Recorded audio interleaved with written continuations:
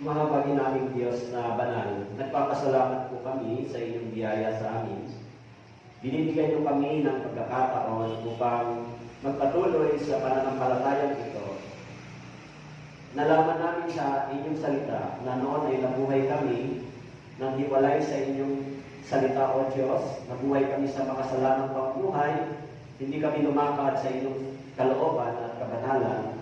Kaya na dapat kami ay tatanggap ng kahatulan mula sa inyo.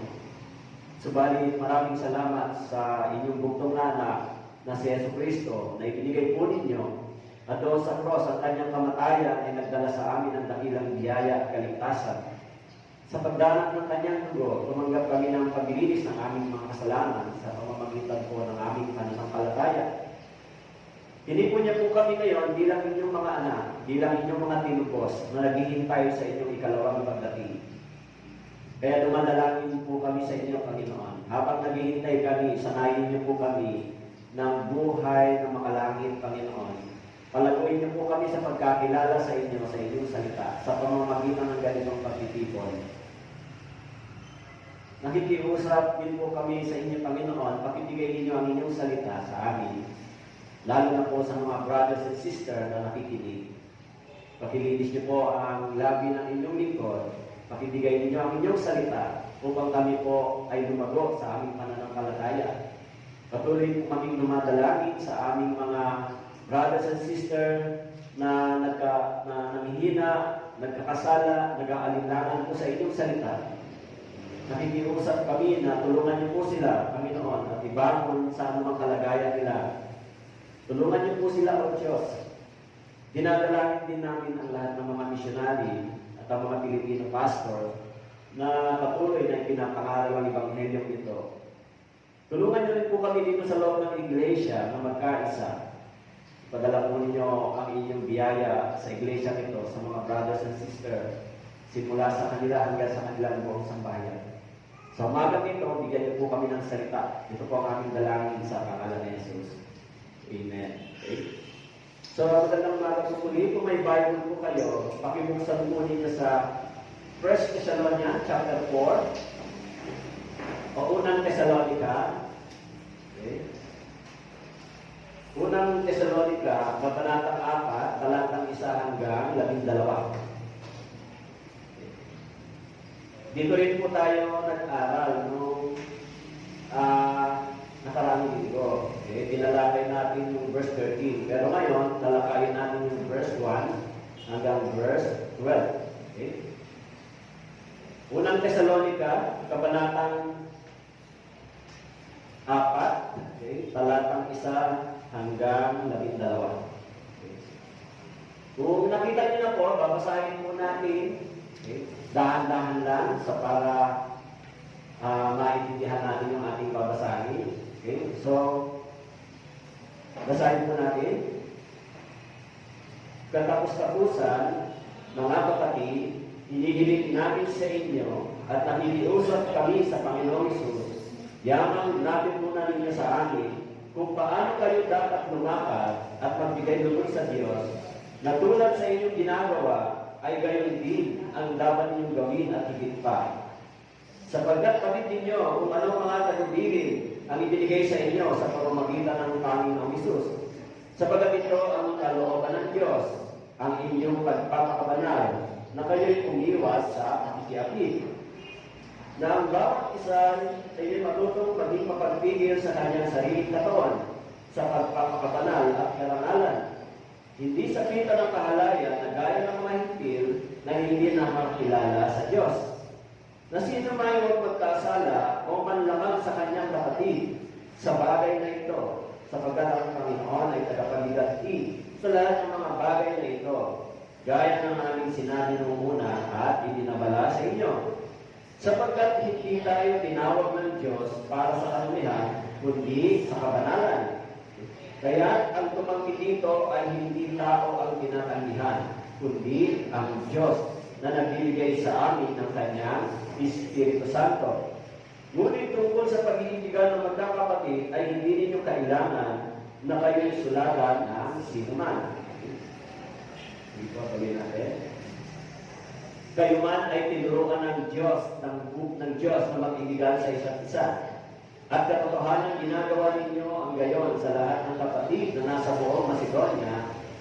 Ngunit aking iniiling sa inyo mga kapatid na higit pa sa rito ang inyong gawin. Nasahin ninyong mamuhay ng tahimik, gawin ang inyong sariling gawain, at kayo'y magtagal ng inyong sariling mga kamay, gaya ng aming itinagpili sa inyo, upang kayo'y igalan ng mga nasa labas at huwag maging palaasa sa sinuma. Ito po ang salita ng Diyos. Okay? So, noong Sunday, tinalakay po natin yung verse 13 hanggang 18 tungkol sa ikalawang pagdating ng ating Panginoon. Okay? Tinalakay natin yung kahalagahan dito, yung pagkaunawa ng mga believer doon sa Thessalonica sa mga namatay na. Okay? May mga Kristiyanong namatay na naghihintay sa Panginoon. Kaya sinabi ni Paul sa kanila kung saan ba pupunta, kung paano pa, ano bang kalagayan ng mga believer bago dumating ang ating Panginoong Jesus. So pagdating dito sa chapter 4, verse 1, so mapapansin natin dito yung pagtatalakay ni Pablo doon sa topic na nakalagay na ang buhay na kalugod-lugod sa Diyos. Okay? O a life pleasing to God. So, yan yung topic natin ngayon. So, dito sa mga sinabi ni Pablo, mula sa verse 1 hanggang 12, dito po tayo magbase ng ating pag-aaral. Okay?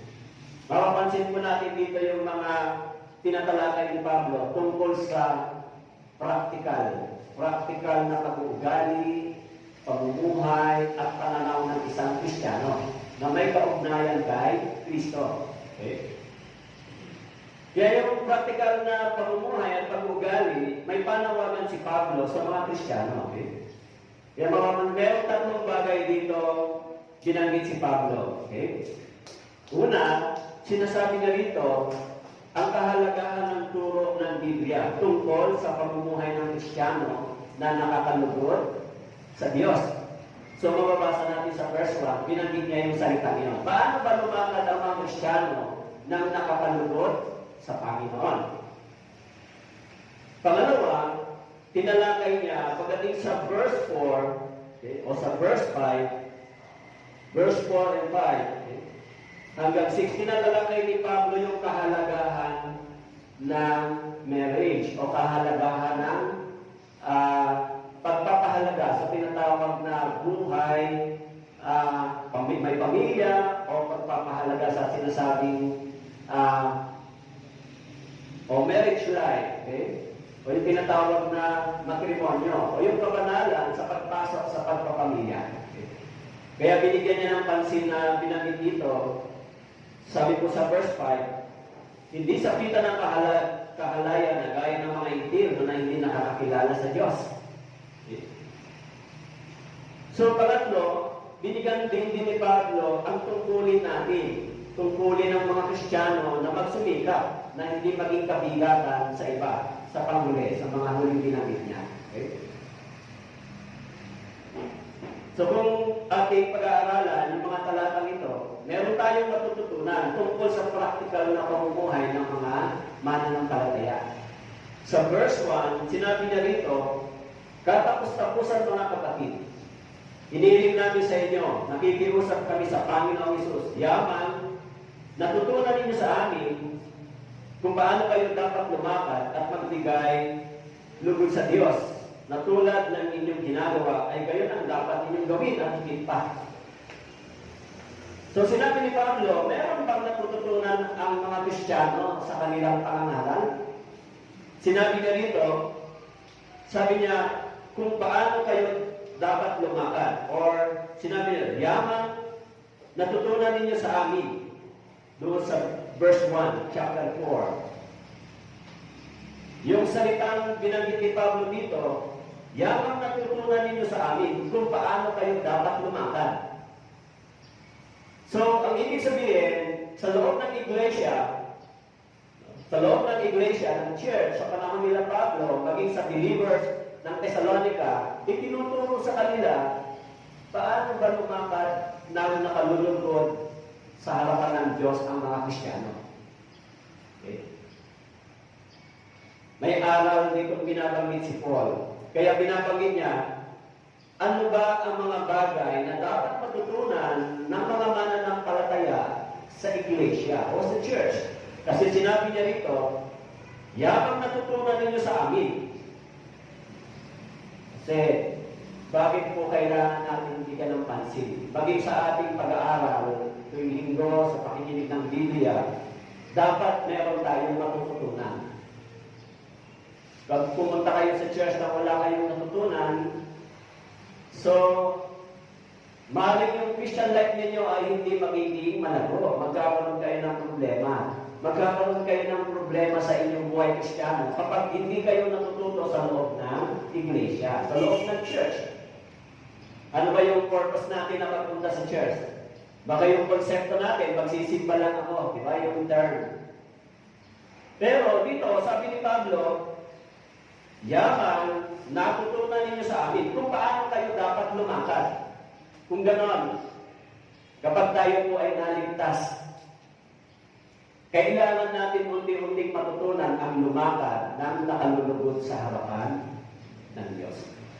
Napansin niyo ba sa verse 1? Nakalagay dito sa talata 1. Kung susuriin natin yung talata, kung ating bibigyan ng pagpapahalaga yung sinasabi ni Pablo, ano ba ang natututunan ng mga Kristiyano, ng tunay na Kristiyano sa loob ng iglesia, ng church?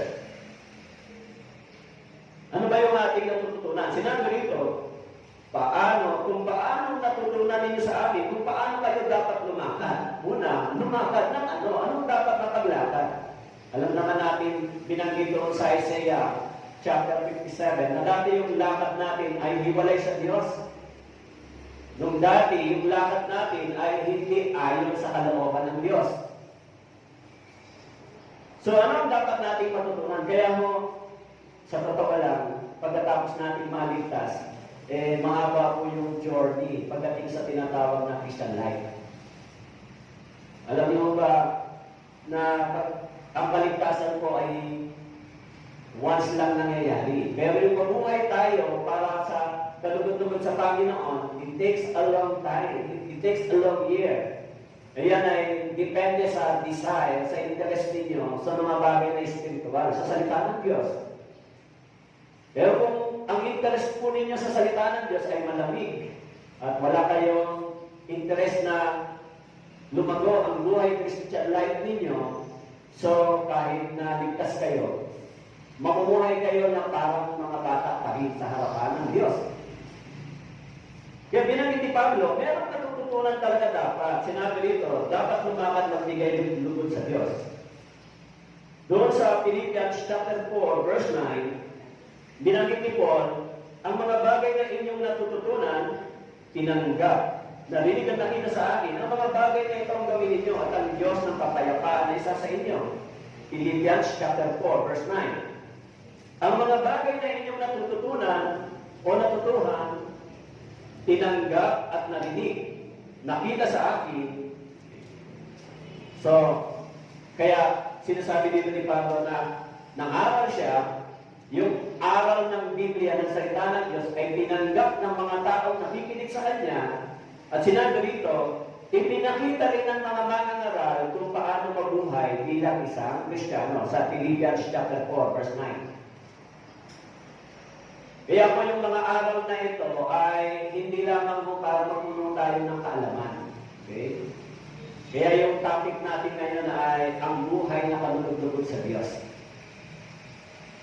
Yung aral ng Biblia ay hindi lamang marami tayong malaman tungkol dito. Hindi po yan ang layunin ng Biblia. Ang layunin ng Biblia, yung aral na ito ay magmanifesto sa ating personal na pamumuhay, sa pangkaraniwan nating pamumuhay, sa pang-araw-araw. Ibig sabihin, nakikinig tayo, hindi yung knowledge ang ating pinupuno. Yung Biblia, tinuturuan tayo mag-transform yung ating buhay Kristiyano, yung practical. Diba? Yung practical nating pamumuhay. Kaya, Ito ay isang practical na aral na dapat sinasagawa ng mga Kristiyano. Ano ba yung dapat nating matutunan? So bilang ligtas na Kristiyano, mayroon tayong tungkulin sa Diyos at gayon din sa loob ng Iglesia na dapat gawin. Meron po tayong responsibility pagkatapos nating maligtas. Siyempre, napakahalaga na matutunan natin ito sa loob ng Iglesia, sa loob ng church. Hindi mo pwedeng pagkatapos yung maligtas, yung buhay Kristiyano ninyo ay bumabalik lang kayo sa dati. Parang yung dating ginagawa ninyo ay yun pa rin ang inyong ginagawa pagkatapos yung i-claim, pagkatapos yung i-confess na kayo ay ligtas. Hindi mo pwede yung ganon. Kasi kung ganon, sinasabi ni Paul, ano ang natutunan nyo sa church pagkatapos na inyong kaligtasan? Dapat sanayin na masanay na lumakad ng kadugod-dugod sa Panginoon. Kaya sinabi ni Paul, ito ang aking inihiling sa inyo. Nakikipusap kami sa inyo sa pangalan ng Panginoong Hesus. Nakikipusap, hinihiling ni Pablo doon sa mga believer sa Thessalonica. Sa verse 1, sabi niya, katapos-tapusan mga kapatid, hinihiling namin sa inyo at nakikipusap kami. Alam niyo, yung pleading ni Paul bilang isang humble fisher, ginamit niya yung salitang nakikiusap at ito ang aming hinihiling sa inyo na lakaran ninyo, yung natutunan ninyo sa amin, natutunan ninyo sa salita ng Diyos kung paano magiging kalugod-lugod sa harapan ng Diyos. Kasi, siyempre, kung may mga anak kayo, yung mga anak ay tinatawag natin sila yung napakaganda sa paningin ng mga magulang, di ba? Kaya sinabi ni Paul dito, paano dapat lumakad, magbigay lugod sa Diyos? Kaya sinabi niya, yamang natutunan natin ito sa pamamagitan ng salita ng Diyos. Kaya yung buhay Kristiyano, natututunan natin sa pamamagitan po ng salita ng Diyos. Hindi o sa pamamagitan ng mga tinatawag na moral values, ethics, hindi po sa ganon. Matututunan natin practical yung teaching, moral and spiritual values, maituturo sa atin ng Biblia kung paano tayo mabubuhay ng kalugod-lugod sa Panginoon. Mahalaga po yun. Kasi galing naman tayo sa maling paniniwala. So, kaya yung pagiging matuwid at banal na Kristiyano ay it takes time yung process. Inuhugog tayo sa church. Yung character natin, yung mindset natin, sineshape tayo ng salita ng Diyos. Unti-unti, natututunan natin, ito pala ang dapat kong ugali, sinasabi, iniisip sa harapan ng Diyos bilang kanyang anak. So, it takes time. Pero kung minsan, depende sa interest natin sa pangangaral, sa pag-aaral ng Biblia. Kaya inilagay yung mga ngaral doon sa Ephesians chapter 4, verse 11 hanggang 13. Pinagkalooban niya ang iba na maging mga apostol, ang iba'y propeta, ang iba'y evangelista, at ang iba'y pastor at mga guro. Ano yung purpose?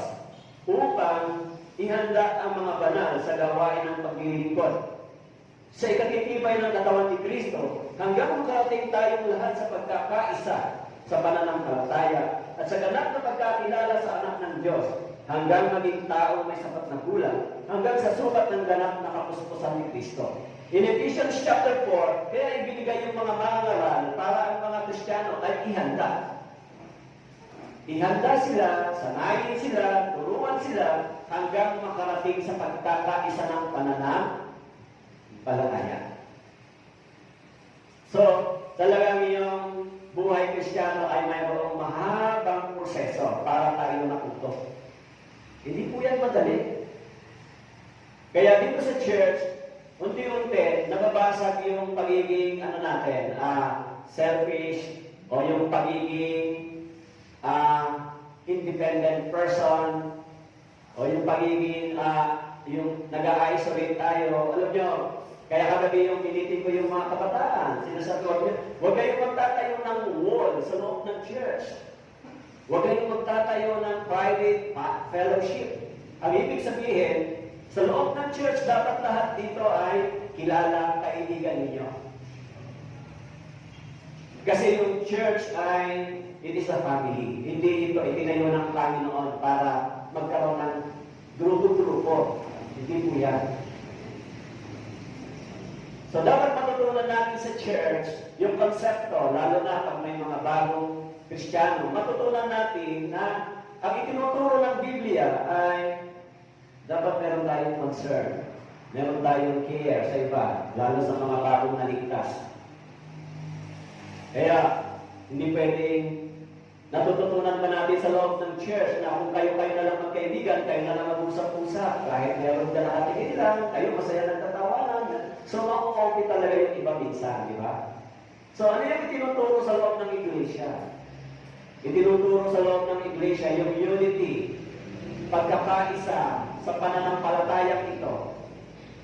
Sabi ito, hanggang sa makarating tayo sa gulat o sapat na kaalaman. Mahalaga po yan. Hindi po tayo nabubuhay na nag-iisa sa loob ng iglesia, sa church. Kaya sinasabi ni Paul, dapat ihanda ang mga Kristiyano sa banal na gawain ng paglilingkod. Dapat ihanda. Kasi sinabi ni Paul dito sa verse 1, sinabi niya rito, yamang natutunan ninyo sa amin kung paano kayo dapat lumakad at magbigay loob sa Diyos. Alam niyo mo ba kung paano kayo dapat lumakad at magbigay loob sa Diyos? Pagkatapos po ninyong maligtas, magsabing naligtas kayo, natanggap niyo yung biyaya ng Diyos, nagkaroon kayo ng relasyon sa Panginoon na Father and Son o Children of God, alam niyo ba kung paano kayo dapat lumakad nung nakalulugod sa harapan ng Ama? Siyempre, hindi pa ganoon ka lawak kung paano natin ito gagawin. Kaya sinabi dito ni Paul, ibinigay ang mga ngaral para ihanda, turuan, sanayin. Sanayin yung mga mananampalataya. I-disciple. Bigyan sila ng mga kaalaman. Paano ba kami mabubuhay bilang isang maayos na Kristiyano pagkatapos ng kaligtasan sa harapan ng Diyos? Paano ba? Kaya yung matagal na proseso. Okay? Kaya sinabi ni Paul, sa Ephesians chapter 2 verse 10, sinabi niya, sapagkat tayo kanyang pinakamahusay na gawa na nilalang kay Kristo Jesus para sa mabuting gawa na inihanda ng Diyos ng una pa upang siya nating lakaran. Tayo'y kanyang pinakamahusay na gawa. Nilikha tayo sa bagong tao. Nilikha tayo bilang bagong tao ng Panginoon. Hindi po sa panlabas, sa panloob na anyo. Nakasulat po sa 2 Corinthians chapter 5, verse 17, ang sino man nakipag-isa kay Kristo ay isa na bagong nilalang. Nilikha tayo na pinakamahusay at bago. Yan po yung ginawa ng Panginoon sa atin. Ginawa tayong bagong tao, hindi po yung panlabas. Bagong pag-uugali, bagong pananalita, bagong pag-iisip, bagong ginagawa. Ito yung ginagawa ng kapangyarihan ng salita ng Diyos sa atin. So dapat maintindihan po natin yan, mga brothers and sisters, sa church. Yung practical Christian living o practical na pamumuhay ng mga mananampalataya. Hindi katulad nung dati, naniniwala tayo sa Diyos, nagsisimba tayo, pero bumabalik tayo sa dating mga makasalanang pamumuhay. Naranasan niyo ba yan? Pumupunta kayo sa simbahan, pero nakakabalik kayo sa dating pamumuhay na hindi tama. Kaya iba yung aral ng salita ng Diyos kapag kayo po ay tunay na naligtas. Iba po yung kapangyarihan ng salita ng Diyos sa atin. Magta-transform po yung ating pagkatao unti-unti. Kaya sinabi rito, sapagkat tayo kanyang pinakamahusay na gawa, nilalang kay Kristo Jesus para sa mabubuting gawa. Na inihanda ng Diyos nung una pa upang siya nating lakaran. Okay? Kaya in Colossians chapter 2 verse 6, kaya kung paano tinanggap ninyo si Kristo Jesus na Panginoon ay lumakad kayo gayon sa Kanya. Ano bang nilakaran ng Panginoon nung nandito siya? Nang nakilala natin ang Panginoon, nang siya ay ating kinilala bilang Panginoon, ang sabi dito, kung paano tinanggap niyo siya, si Kristo Jesus na Panginoon, lumakad kayo ng gayon sa Kanya. Lumakad ba ang Panginoon ng may kabanalan? Lumakad ba ang Panginoon Jesus ng may katuwiran? Nabuhay ba siya ayon sa aral ng salita ng Diyos na Kanyang ipinangaral? Yes, nabuhay ang Panginoon. Kaya, kung tayo po ay dumadalo sa gawain ng Diyos, church, tapos Sunday lang po kayo makakapag-aral, makakapunta. So, napakahalaga para sa akin, napakahalaga ng oras na ito para sa pagtuturo. Kasi ito lang yung time na binigay ninyo, di ba? So, ayaw ko masayang yung panahon na binigay ninyo. At hindi rin masayang yung panahon na ibibigay na pinakikinig ninyo rito, di ba? Kasi, yung aral ng salita ng Diyos ay kailangan natin itong maisabuhay. Okay? Kaya sinabi ni Paul, sinabi niya, inihiling namin sa inyo, nakikiusap kami sa Panginoong Hesus, ang natutunan niyo sa amin kung paano kayo dapat lumakad at magbigay loob sa Diyos. Na tulad ng inyong ginagawa, ay gayon din ang dapat ninyong gawin at higit pa. Higit pa. Kung lumalakad tayo na nakalulog sa Diyos, higit pa na dapat natin itong gawin. In verse 2, sapagkat batid ninyo kung anong mga tagbili na ibinigay namin sa inyo sa pamamagitan ng Panginoong Hesus. Batid ninyo kung anong tagubilin. Kaya, yung buhay Kristiyano ay napakahalaga. Napakahalaga na ito ay makilala at makita natin. Doon sa Ephesians chapter 4, verse 1, sinabi ni Paul, kaya't ako na bilanggo sa Panginoon at susumamo sa inyo, na kayo'y lumakad ng nararapat sa pagkatawag na sa inyo itinawag. Na may lubos na kapagbabaan at kaamuan, may pagtsatsaga na magparaya sa isa't isa sa pag-ibig, na nagsisikap na mapanatili ang pagkakaisa ng Espiritu sa buklod ng kapayapaan. Sinabi ni Pablo, kaya't ako na bilanggo ng Panginoon at susumamo sa inyo, lumakad ng nararapat sa pagkatawag na sa inyo itinawag. Binanggit dito yung pagtawag ng Diyos sa atin, na maging bahagi sa loob ng iglesia, sa church. Kaya sinabi rito, lumakad kayo ng nararapat. Ano ba ang salitang nararapat na paglakad? Alam niyo po, pag sinabing lumakad kayo ng nararapat, ito po ay yung salitang paglakad na katanggap-tanggap sa paningin at sa harapan ng Diyos. Yan po yan. Kung lumalakad tayo ng nararapat, ito po ay tinatanggap ng Panginoon sa atin. So kaya binabanggit niyo po, napakahalaga yung paghahanda ng mga mananampalataya. Okay? Kaya yung pamumuhay Kristiyano ay hindi isang obligasyon o etikal. Hindi rin po ito nakapaloob sa mga patakaran, regulasyon. Hindi po yung gano'n ang pamumuhay ng Kristiyano. Yung pamumuhay Kristiyano ay nakasalig sa isang spiritual na relasyon natin sa Diyos. Nakasandal, nakakonect, nakarugtong tayo sa mga aral na itinuturo ng salita ng Diyos. Kung gano'n, ang pamumuhay Kristiyano ay hindi lamang po isang obligasyon o ethical o ethics. Tinatawag na mga moral values. Hindi po ito mga pangunahing regulasyon. Ito yung rules and regulation. Hindi po ito yung tinatawag na pamumuhay Kristiyano. Kasi pag nabubuhay tayo sa mga laws, sa mga rules and regulation, nabubuhay tayo sa batas. Hindi tayo nabubuhay sa biyaya ng Diyos. So yung pamumuhay bilang isang Kristiyano, kung bakit natin hindi ito dapat gawin, sapagkat nilikha na tayo ng Diyos na bago, meron na tayong bagong relasyon sa Panginoon. Hindi dahil sa, dati ako ay nagsusugal, pero dahil yun pala ay bawal. Dati ako ay nagiinom, pero yun pala ay hindi dapat. Actually, pwede kayong kumuha niyan. Pero, iniisip natin, ito ay hindi kalugod-lugod sa harapan ng Diyos. Kaya hindi ito isang tinatawag na regulasyon o rules and regulation. Pag sinabing ayoko dyan sa born again, kasi maraming bawal. Bawal ang ganito, bawal ang ganon. Actually, this is not a rules. This is not an ethics. Ito yung moral obligation natin sa harapan ng Diyos. bilang mga anak ng Diyos, mamuhay tayo ng may kabanalan at kaayusan sa paningin ng Diyos. It is our duty. And it is not the rules or laws. Yung mga batas. Kasi, nagkaroon tayo ng bagong relasyon sa Diyos, natanggap natin yung pag-ibig ng Panginoon. So, yung pag-ibig na ito ay nagbigay sa atin para magsimulang magbago yung ating pamumuhay. Yan po yung aral ng salita ng Diyos. Hindi po nakabase sa mga ethical na sinasabi. Kaya, binabagay ito sa 1 Corinthians chapter 6, verse 18. Ano yung purpose ng katubusan sa atin? Sapagkat binili tayo sa isang halaga, luwalhatiin niyo ng inyong katawan ng Diyos. So, kung ang isang tao ay bumibili ng isang bagay, ito po ay may purpose at may layunin.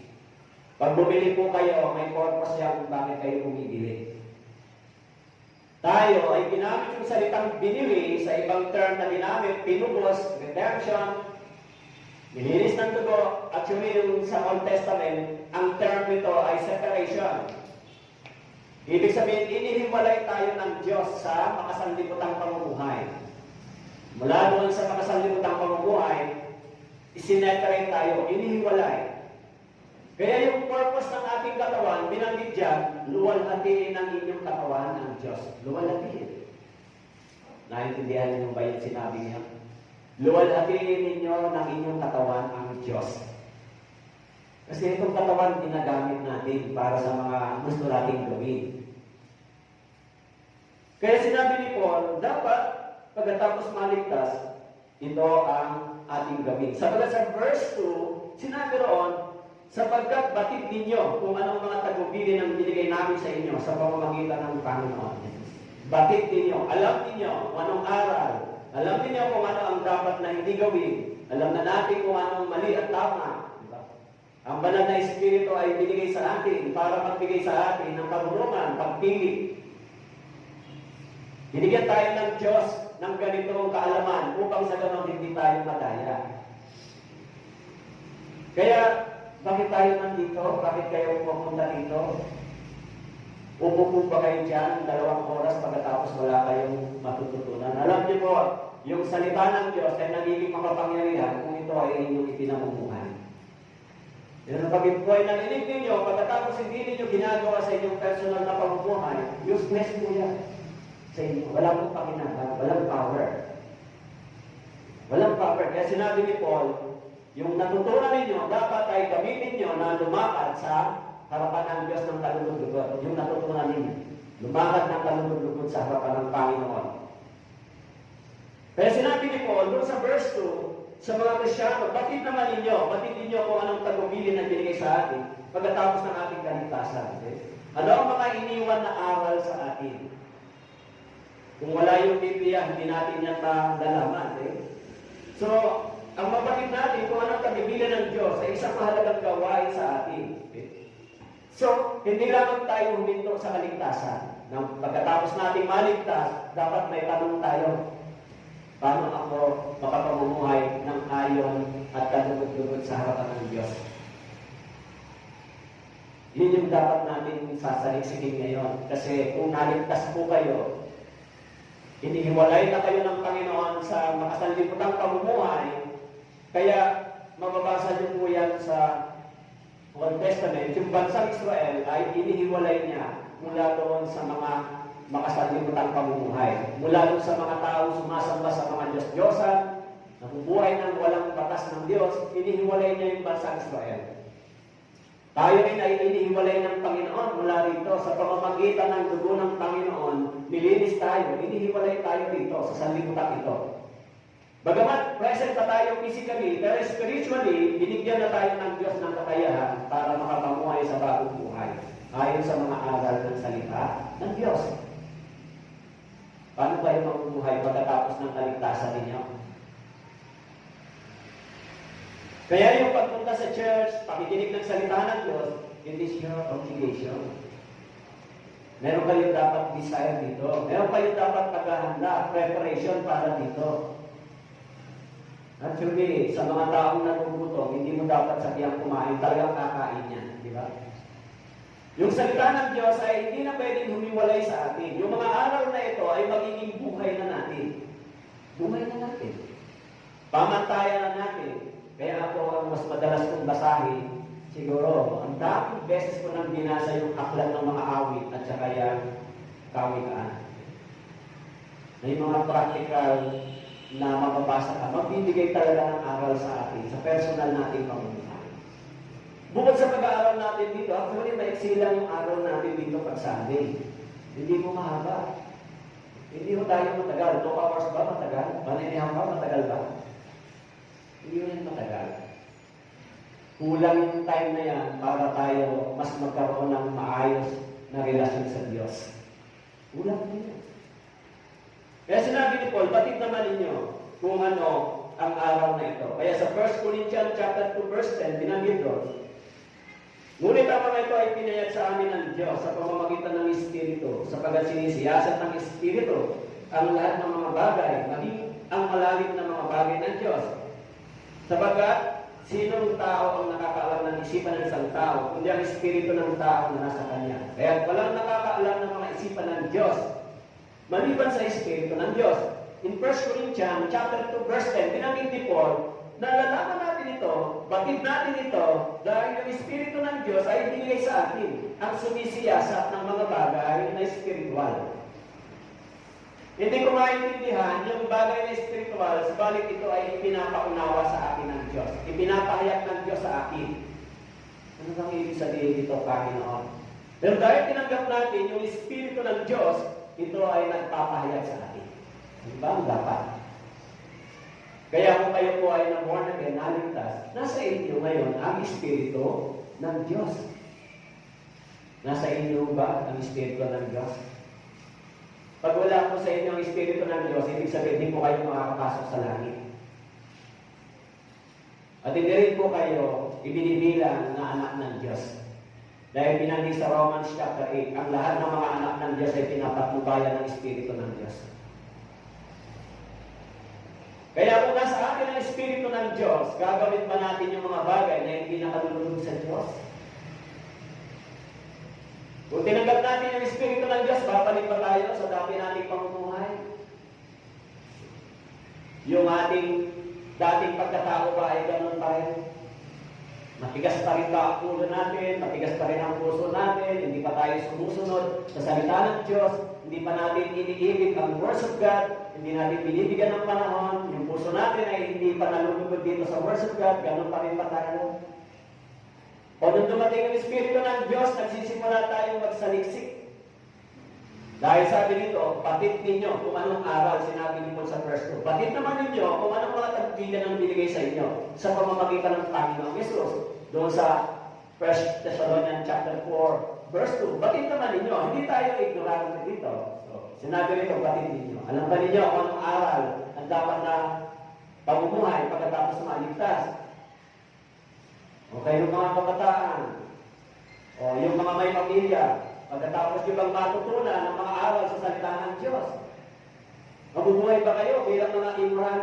Mabubuhay ba tayo bilang mga carnal? Mabubuhay ba tayo bilang mga taong hindi matanggap ng social o hindi matanggap ng mga taong sa paligid natin? Ito ba ang resulta ng ating kaligtasan? Ito ba? Siyempre hindi. Yung resulta ng ating kaligtasan ay nagsimulang lumakad sa kapanalan at katuwiran ng Diyos. Kaya kung bakit sinasabi ni Paul, bakit naman niya dahil ang Espiritu na ng Diyos ay nasa inyo. Okay? Kaya sa 1 Corinthians chapter 2 verse 13 to 14, na mga bagay na ito ay aming sinasabi, hindi sa mga salitang itinuro ng karunungan ng tao, mga moral and ethics, rational, logical, kundi tinuturo ng Espiritu na ipinapaunawa ang mga espiritual ng mga espiritual. Ngunit ang tao hindi ayon sa Espiritu ay hindi tumatanggap ng mga bagay ng Espiritu ng Diyos. Sapagat ang mga iyon ay kahangalan sa Kanya, hindi niya ito nauunawaan sapagat ang mga iyon ay nauunawaan sa pamamagitan ng Espiritu. So, yung ating pinag-aaralan ay mga aral at karunungan na ibinibigay sa atin ng Espiritu ng Diyos, ng salita ng Diyos. Sinabi ni Paul, hindi itinuturo ito sa atin ang karunungan ng tao. Sinabi dito sa 1 Corinthians chapter 2, verse 13.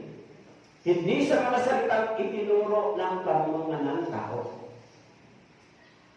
Kung ganon, mga brothers and sisters, tinatanggap niyo ba ang salitang ito na aral ng salita ng Diyos o aral ng tao? So, sinabi niya yan sa 1 Thessalonica chapter 2, verse 13, na ang salitang ito ay itinuturing nilang salita ng Diyos. Salita ng Diyos. Meron ba tayong pagkatakot sa salita ng Diyos? Meron ba tayong malalim na pagkaunawa sa sinasabi ng salita ng Diyos? Meron ba tayong fear dito sa salita ng Diyos kapag binabasa namin ito at ito ay ating sinusuway at hindi sinusunod? Meron ba tayong ganun dito? Kaya yung mga taong walang pagkakilala sa Diyos, wala silang takot sa salita ng Diyos. Wala silang takot dito, di ba? Pero yung mga born-again Christian, yung mga anak ng Diyos, meron silang fear. Pero yung fear na yon, hindi dahil sa madadala sila sa impyerno. Meron silang fear na labagin yung salitang ito. Okay? Kayo ba? Ipaglalaban niyo ba yung mali? Ipaglalaban niyo ba yung kagustuhan ninyo kahit yan ay hindi ayon sa salita ng Diyos? Ipaglalaban niyo ba yan? Kapag ipinaglaban niyo po yan ang hindi ayon sa salita ng Diyos, tuloy-tuloy kayo, hindi ba kayo natatakot sa Panginoon? Hindi ba wala tayong fear sa ating Panginoon? Parang hindi ako natatakot labagin ang salita ng Diyos. Hindi ako natatakot makipaglaban sa sinasabi ng salita ng Diyos. Kahit sinasabi mo ng born-again Christian ka na, hindi ka ba nagkakaroon ng ganun kaisipan na hanggang maaari, ayaw mo salungatin yung sinasabi ng salita ng Diyos sa akin. Kung itinuturing itong aral ng Panginoong Isus, paano natin ito sasalungatin? Diba? Kaya sinasabi ni Paul, bakit naman ninyo yan? Natutunan naman ninyo yan sa amin, sa pakikinig. Kaya lahat ng mga ligtas ay pinapatubayan ng kanal na Espiritu. Ipinapaalala sa atin ang mga aral na iniwan ng ating Panginoon para sa Iglesia.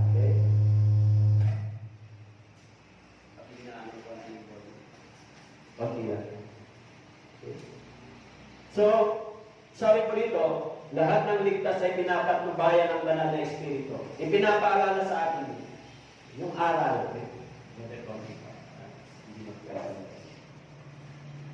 Kaya po kung tayo po ay nabubuhay ayon sa turo ng Espiritu ng Diyos, safe tayo, di ba? May gabay tayo, may guidance tayo, hindi tayo maliligaw. Kasi wala namang binanggit sa Biblia na tagapagturo, kundi ang Espiritu ng Diyos, nakasulat sa aklat ng buwan. Hindi po ako ang inyong tagapagturo, di ba?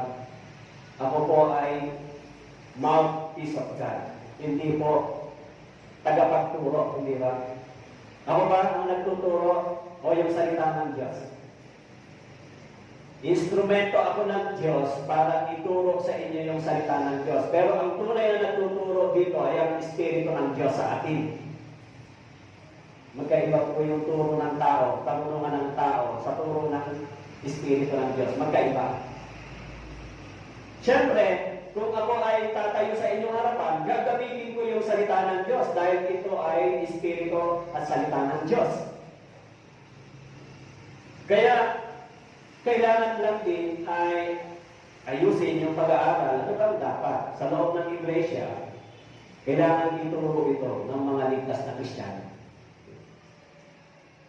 Kaya tunay na tagapagturo natin, binabanggit ni Paul, itinuturo sa atin ang Espiritu ng Diyos. Ano ang dapat natin maging pamumuhay? Paano tayo lalakad ng kalugod-lugod sa Diyos? Kaya pagdating po dito sa verse 3, binanggit ni Paul, sapagat ito ang kalooban ng Diyos, ang inyong pagpapakabanal na kayo'y umiwas sa pakikiapid. Kaya mula sa verse 3 hanggang sa verse 5, binabanggit yung tungkol sa kahalagahan ng matrimonyo. Pagpasok sa pagpapamilya, sa relasyon ng mag-asawa, binabanggit dito. Magkaiba po yung sitwasyon ng mga tao na, kasi meron tayong senaryo dito, di ba? Siguro gusto ko rin ilinaw sa inyo, i-clarify. Minsan meron may konting misunderstanding. May mga brothers and sisters na bago pa maligtas, nabubuhay na sila sa maling pamumuhay. May mga nagsasama na hindi pa kasal, minsan may problema sa kanilang sa pag-asawa. Bago pa sila maligtas, ganyan ang kanilang kalagayan. So, nung naligtas sila, pumasok sila sa church at ganyan ang kalagayan. Ligtas na sila kahit gano'n ang kanilang kalagayan. Lalo na kung meron na silang pamilya, may mga anak na, di ba? Kung ganito ang kanilang kalagayan, dapat manatili sila sa loob ng iglesia, ng church. Kahit gano'n ang kanilang sitwasyon. Kasi, yung salita ng Diyos, yung kaligtasan, yung salita ng Diyos ay hindi nasasakop ng batas ng tao. Yung kaligtasan pa, nasasakop ng batas ng tao. Magkaiba, yung bago kayo naligtas, ganyan ang kalagayan ninyo. At pagkatapos maligtas, at saka kayo magkukumit ng ganitong kasalanan. Magkaiba yan. Yung mga nauna, hindi pa nila alam kung ano yung araw na ito na sinabi na huwag kayong gumawa ng mga ganitong bagay kung kayo ay mga Kristiyano na umor na gina. Kasi yan ay hindi kalugod-lugod sa harapan ng Diyos. Itong sinasabi ni Paul ay utos sa loob ng iglesia sa mga na-born again na, sa mga ligtas na. Huwag na kayong gagawa ng ganito. Pero kung naligtas po kayo, na ganito ang inyong kalagayan, manatili po kayo sa loob ng iglesia, ng church. Kasi kung ang buhay ninyo ay magbago, makita ng inyong asawa, o makita ng inyong anak, na ang buhay ninyo ay nagbago sa loob ng iglesia, sinasabi yan sa chapter 7 ng 1 Corinthians, maaaring sila rin ay magbago yung pamumuhay at maligtas sila dahil sa inyo. Kaya, yung mga dating kalagayan ay pagpasok natin sa church, tapos na ito sa harapan ng Diyos. Yung kasalanan natin, yung kasalanan mo, ay tapos na sa paningin ng Diyos, sa harapan ng Diyos. Kahit ngayon, hindi ka pa kasal, may problema ka naman sa marriage, tapos pumasok ka sa church, tapos na yan sa harapan ng Diyos, tapos na, bayad na yan, 2,000 years ago. Tapos na yan sa paningin ng Diyos. Kailangan mo na lang ayusin unti-unti sa iyong pamumuhay mo personal. Hindi ka nahahatulan ng Diyos dahil ikaw ay pinawalang sala na, pinatawad ka na. Tinubos na yung kasalanan mo, tapos na. Yung kasalanan yung mag-asawa, bayad na rin, tapos na. Hinihintay na lang ng Panginoon na siya ay makaunawa sa pamamagitan mo. Kaya iba yung nandito sa loob ng church at saka nasa labas. Kaya sinabi ni Paul sa iglesia, sa church, sabi niya, umiwas kayo sa pakikiapid. Kasi hindi ito dapat ginagawa ng isang born again. Ano po? Kung born again ka, makikiapid ka ba? Kung born again ka, mamumuhay ka ba sa pagiging immoral? Siyempre, hindi dapat. Pero kung hindi ka totoong born again, pwede mo magawa yan. Naintindihan niyo po yung sinasabi ni Paul. Kaya yung araw na ito, itinuturo niya sa mga ligtas na tao sa loob ng iglesia. Kung kayo ay nasa loob ng iglesia, hindi na kayo dapat gumawa nito. Kasi kayo ay nilinis na ng dugo ng Panginoon. Naintindihan niyo na yan. Hindi na kayo dapat bumalik pa dyan. O gumawa pa niyan, di ba? Pero sa mga brothers and sisters na may problema sa ganon, manatili kayo sa loob ng iglesia, sa church. Hindi kayo hahatulan ng sino man. Walang hahatol sa inyo. Kasi ang loob ng church ay lugar na kung saan tumatanggap tayo ng biyaya galing sa Diyos. Yung salita ng Diyos. Pero kung nandito kayo, naligtas kayo, ganyan ang inyong kalagayan, responsibility ninyo, idulog sa Diyos yung kalagayan ninyo. Lord, sana po yung aking asawa, yung aking mga anak, dumating din sa kanila yung ganitong kaligtasan. Para dumating din sila sa pagsisisi sa harapan mo at dumating yung time, makasama ko sila dito sa loob ng iglesia. Hindi po tinitingnan ng Panginoon yung kalagayan natin dito sa lupa. Ang tinitingnan ng Panginoon, paano ba tayo nabubuhay ng tama at maayos sa kanyang harapan. Kaya sinabi ni Paul, umiwas kayo, sabi niya rito. So babalikan ko yung sinabi ni Paul doon sa verse 1. Sinabi niya, yamang natutunan niyo sa amin kung paano kayo dapat lumakad at magbigay ng pagtutulog sa Diyos. So paano tayo lalakad ng kalugod-lugod sa Diyos? Paano tayo magbibigay ng lakad ng kalugod-lugod sa Diyos? Unang binanggit niya sa verse 3, i-avoid natin yung kasalanan na ito. Sa verse 3, ano po yun? Kung born again na kayo, Kristiyano na kayo, umiwas kayo sa pakikiapid. Alam niyo po, sa Biblia, may dalawang kahulugan yung salitang pakikiapid. Sa Old Testament, ginamit siya yung salitang yan, pakikiapid ng mga Israelita sa ibang Diyos-Diyosan. Kasi ang Israelita, in spiritual meaning, itinuturing na sila ay bride. O itinuturing doon pag nabasa niya sa Isaiah, yung tinatawag na they are the bride of God. Kaya binabanggit yung marriage at saka yung binabanggit doon sa Bible, yung tinatawag na bride and groom. Kasi ginagamit yung salitang yan sa salitang pakikipag-isa, nagkaisa. Ang ibig sabihin, tayo po ay nakipagkaisa sa ating Panginoon. Nakipag-isa ba kayo kay Kristo? Ang ibig sabihin ng nakipagkaisa kay Kristo, ako ngayon ay na kay Kristo na. Ang aking buhay, ang aking pagkatao ay pag-aari na ni Kristo. Dahil ako ay pinubos ng kanyang dugo.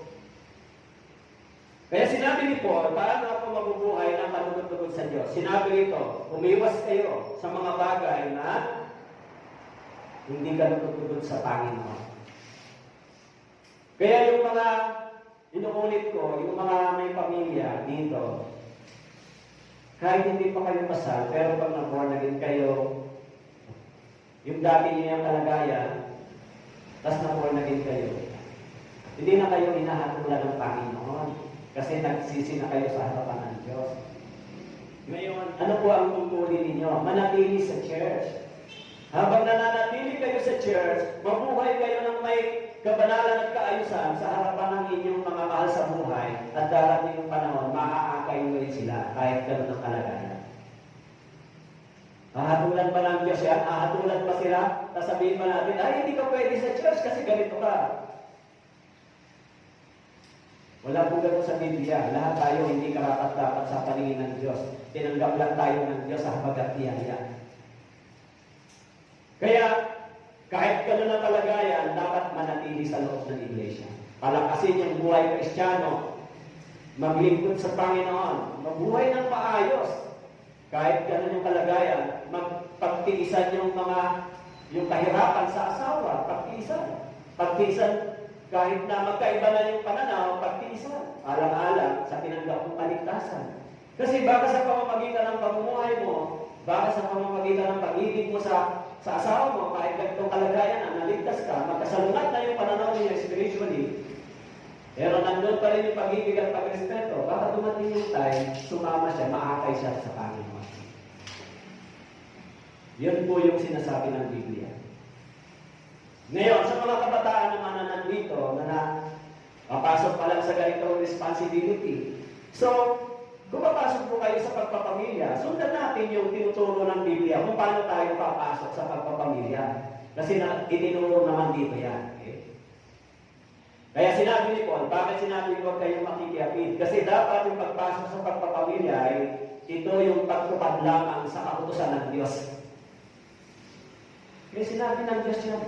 Binigay ng Diyos yan, regalo ng Diyos sa atin yan, magkaroon ka ng pamilya. Ito ay para po pa rin yung commandment ng Diyos. Pero hindi yan para sa ating pansariling kasiyahan. Hindi para sa katawan ng laman. Hindi po. Yung pagpasok sa pagpapamilya ay pagtupad sa command ng Diyos. Kaya binanggit niya na doon sa Genesis, magpakarami kayo. Ang ibig sabihin na binanggit doon ay yung katulad yung mga mananampalataya sa iglesia, mahalaga po yan. Ngayon sa iglesia yan ikinukuman. Sinabi yan ng Diyos kay Adan at Eve, nag-fail sila. Sinabi ng Diyos kay Noe, at ngayon sa church, sa iglesia, sinabi yan. Mga anak ng Diyos ay tumami. Kaya, sinabi dito ni Paul, ano ang paraan para tayo makalatag sa harapan ng Diyos? Sinabi niya rito, sapagkat ito ang kalooban ng Diyos, ang inyong pagkapakabanal na kayo iwas sa pakikiapid, nang bawat isa sa inyo ay matutong maging mapagpigil sa kanyang sariling katawan sa pagpapakabanal at karangalan, hindi sa pita ng kahalayan na gaya ng mga intil na hindi nakakakilala sa Diyos. Kasi yung bagay na yan, sinabi ni Paul, yan ang ginagawa ng mga hintil. Sino ba yung mga hintil? Sila ang mga hindi nakakakilala sa Diyos. Sino yung mga hindi nakakakilala sa Diyos? Sila ang mga gumagawa ng ganitong mga bagay. Eh kayo po, kung naligtas na kayo, na-born again na kayo, gagawin niyo ba ito? Siyempre hindi na. Anong testimony at patotoo ang maitatayo ninyo kung lalapagin ninyo ito? Di ba? Pero kung wala pa kayo dito sa church, di pa kayo naligtas, magagawa niyo po ito. Magagawa po ito ng mga taong hindi ligtas. Wala yung Espiritu ng Diyos na nasa kanila. Di ba? So, kung binigay sa atin yung Espiritu ng Diyos, uudyakan ba tayo ng Espiritu ng Diyos na mamuhay ng makalamang? Siyempre hindi. Kaya nga sinabi ni Paul, huwag ninyong gawin ito. Umiwas kayo rito. Sa verse 3, abstain from sexual immorality as a Christian. Hindi tayo dapat lumaban dito. Very strongly yung command ni Paul sa iglesia. Bakit po? Because the church is holy, pinagalan ng Diyos sa pamamagitan ng kanyang dugo. Yan alam natin yung church ay hindi. Tayo na iniligtas na nakasulat sa Acts chapter 20, verse 28. That the church purchased by the blood of Jesus. Kaya, ngayon naman ay araw ng mga puso. Kaya mga Kristiyano, Happy Valentine's! Happy Valentine's! Mga Kristiyano, sinasabi niyo ba yan? Na-research niyo na ba yung history? Kung saan nanggaling yung salitang yan? Sino ba yung nagpapatron yan? Nagpapatronage? Sino ba yung pinagmula ng history na salitang yan? Mga Pilipino, gaya-gaya lang tayo, di ba? Alam niyo ba kung saan nagmula yung mga ganong expression? So mamaya yung meron tayong konting lecture para sa mga kabataan pagkatapos ng kainan. Kasi yung church ay hindi ganito yung pag-express ng love. Yung church, yung Kristiyano, hindi ganito. Eh bakit to? Tuwing Valentine's lang ba kayong umiibig? Pagkatapos ng Valentine's, tapos na. Dating ng Valentine's, Mommy, Daddy, or Mommy, Happy Valentine's, ganun lang. Parang doon lang nagsasabi na nag-express ng love. Kasi nagpa-follow lang tayo sa tradition. Diba? Yan yung worldly concept diba? Worldly. Pero sa church, ganun ba? Siyempre, hindi. Hindi ganun. Hindi ganun ang pag-express ng pag-ibig sa loob ng iglesia bilang mga Kristiyano. Okay? Kaya sinabi ni Paul, ano yung dapat nyo gawin? And then, sinabi sa verse 4, control your own body. Control your own body. Okay? Dapat, itong ating katawan ay hindi tayo ang inaalipin. Itong ating katawan, hindi tayo dapat ang alipin ito. Dapat ito ay ating alipin. Magkaiba yung ikaw ang inaalipin ng sarili mong katawan kaysa ikaw ang umaalipin sa sarili mong katawan. Magkaiba yun. Kaya sinabi ni Paul doon sa 1 Corinthians chapter 6 verse 20, gamitin ninyo yung katawan ninyo para sa kaluwalhatian ng Diyos. Kung ganoon, kung gagamitin natin yung katawan natin para maluwalhati ang Diyos, aalipinin natin yung ating katawan. Aalipinin natin yung katawan natin para mabigyan ng luwalhati ang pangalan ng Diyos. Yan ang gagawin natin. Bakit natin aalipinin yung ating katawan? Tuturuan natin itong gumawa ng karangalan at kaluwalhatian para sa Diyos. O ikaw, kamay, ikaw katawan, ikaw mata, ikaw isip, ikaw bibig, gumawa ka para sa kaluwalhatian ng Diyos. Sino ang nagkukuman siya? Alam naman natin yung katawan natin ay walang buhay, walang espiritu, di ba? Kaya sinabi ni Paul, abstain dito, control your body. Sapagkat ikaw ang kalooban ng Diyos na inyong pagpapakabanal na kayo umiwas sa pakikiyakit. It is your own decision na kontrolin natin ang ating sarili, di ba? Sumusunod pa kayo sa kagustuhan ng katawan ninyo o sumusunod tayo sa kagustuhan ng kalooban ng Diyos, sa salita ng Diyos? Kung sumusunod tayo sa kagustuhan ng Diyos, sa kalooban ng Diyos, hindi natin sinusunod yung ating katawan, di ba? Kaya sinabi ni Paul dito, kontrolin niyo yung katawan. Sinabi dito, ang bawat isa sa inyo sa verse 4, matutong maging magpigil sa kanyang sariling katawan. Magpigil sa kanyang sariling katawan at sa pagpapakabanal at karangalan. Okay? So, kung gano'n, sabi ni Paul, dapat turuan natin yung ating katawan. Turuan natin. Di ba? Ito, sanayin natin yung katawan natin. Di ba? Sanayin natin siya, turuan natin siya, katulad yung ginagawa natin ngayon. Actually, dati hindi tayo sanay umupo, makinig ng ganito kahaba ang sermon, di ba? Kasi yung katawan natin nagre-react. Samantalang dati naman, 30 minutes, 45 minutes, tapos na, pag-aaral ng Biblia. Pero minsan, umaabot tayo ng may isang oras, 1.5 hours, sometimes 2 hours. So yung body natin ay natuturuan natin unti-unti makinig, umupo. Tama po? Kaya sabi ni Paul, control your body, teach your body, train your body. Bilang mga Kristiyano, sinabi niya rito, na ang bawat isa sa inyo matutong maging mapagpigil sa kanyang sariling katawan. Sa verse 4, kung ang ating katawan ang nagdodomina sa atin, nagdidikta sa atin, alam niyo po ba kung anong mangyayari sa inyo? Doon po sa Romans chapter 8. Romans chapter 8.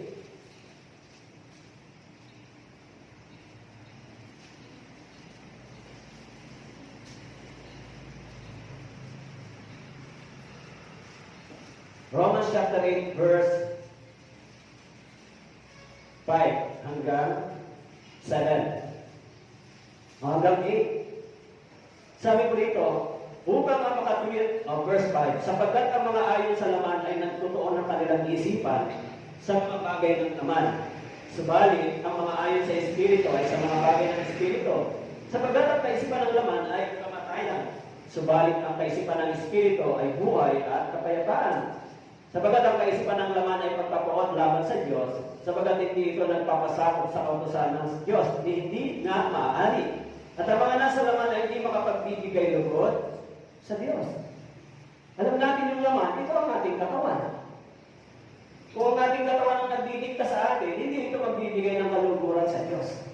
Kung ito ang ating sinusunod, kung ito ang lumalakad, hindi ito lalakad sa kalooban ng Diyos.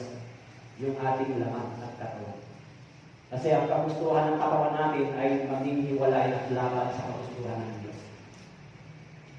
Alam niyo naman yan, di ba? Sinabi ni Paul sa Romans chapter 7, gusto kong gumawa, di ba? Gusto kong bumait pero hindi ko magawa.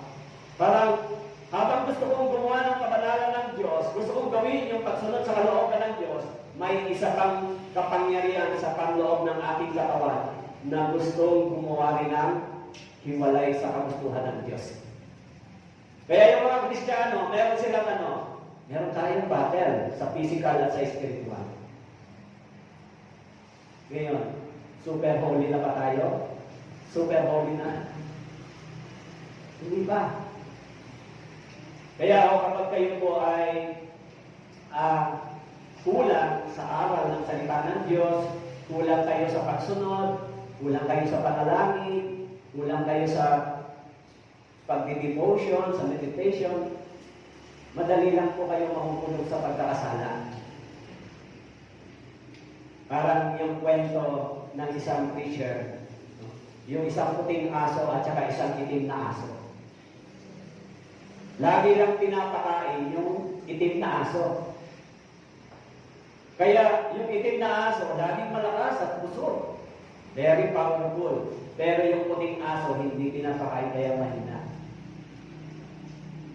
Kaya yung mga spiritual natin at saka yung katawan natin, mas marami tayong ipinapakain sa ating katawan kaysa ating espiritu.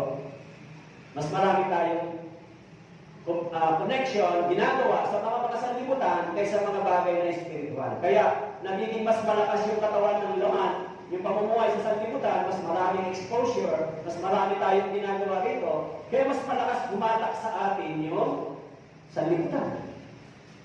Kasi, yun ang mas malakas. Doon natin pinupulfill. Doon natin inuubos yung time. Pero pagdating sa spiritual na bagay, kaunti lang. Kaya sino mas malakas?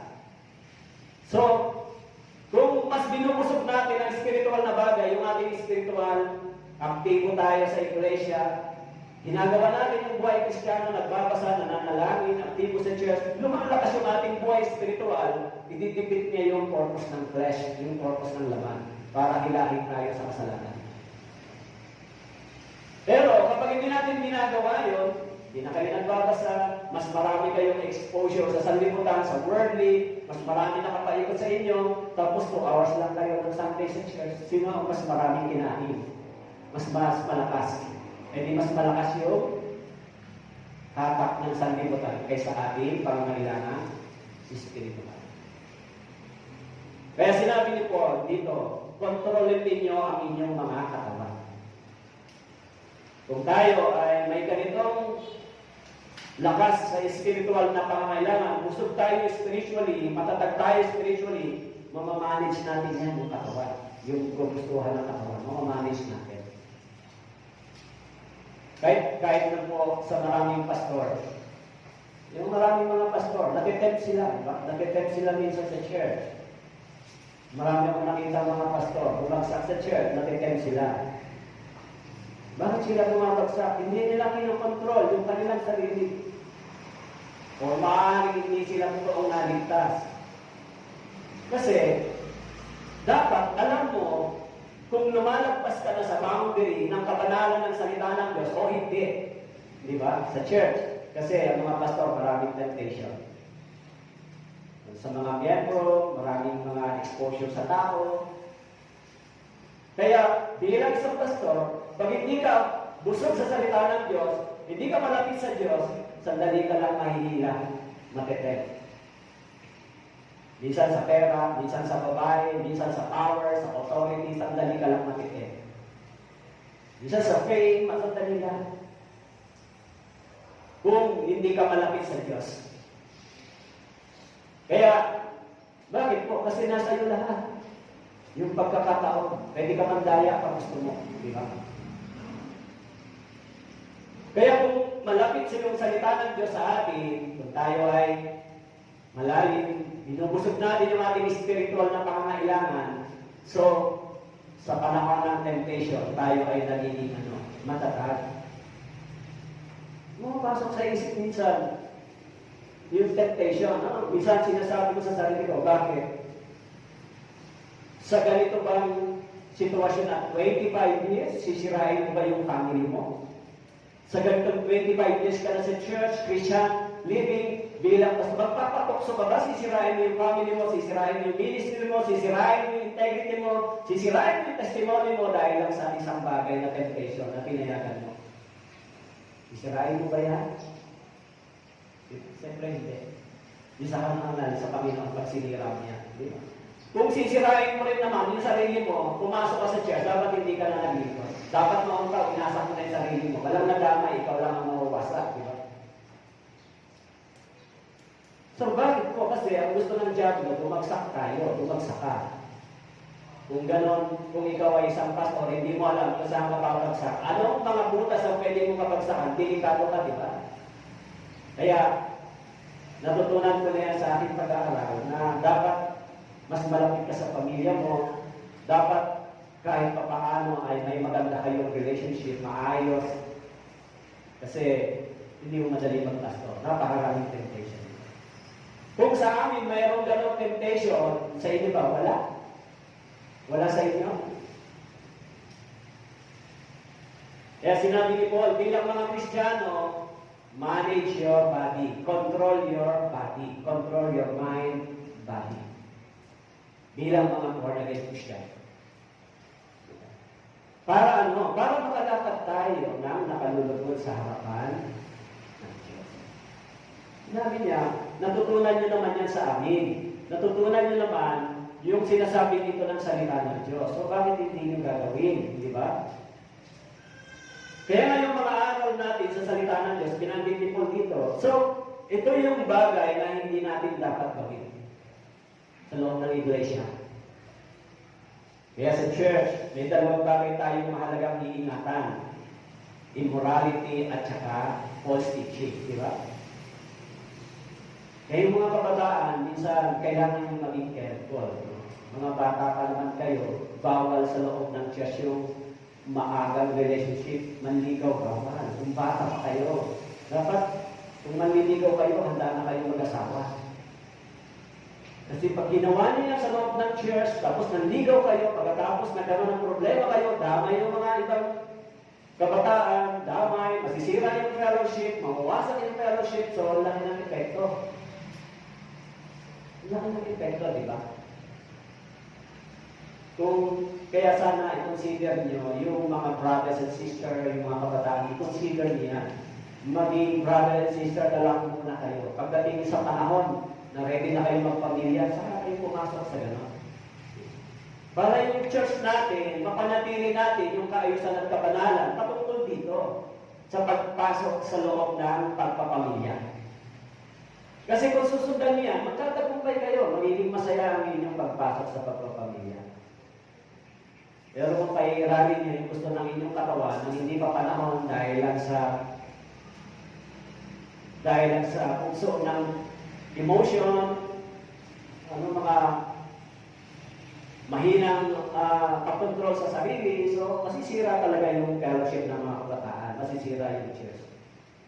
Kaya sinabi ni Paul, control your body, abstain to the immorality or sexual immorality. Huwag tayo gumawa nito sa loob ng church.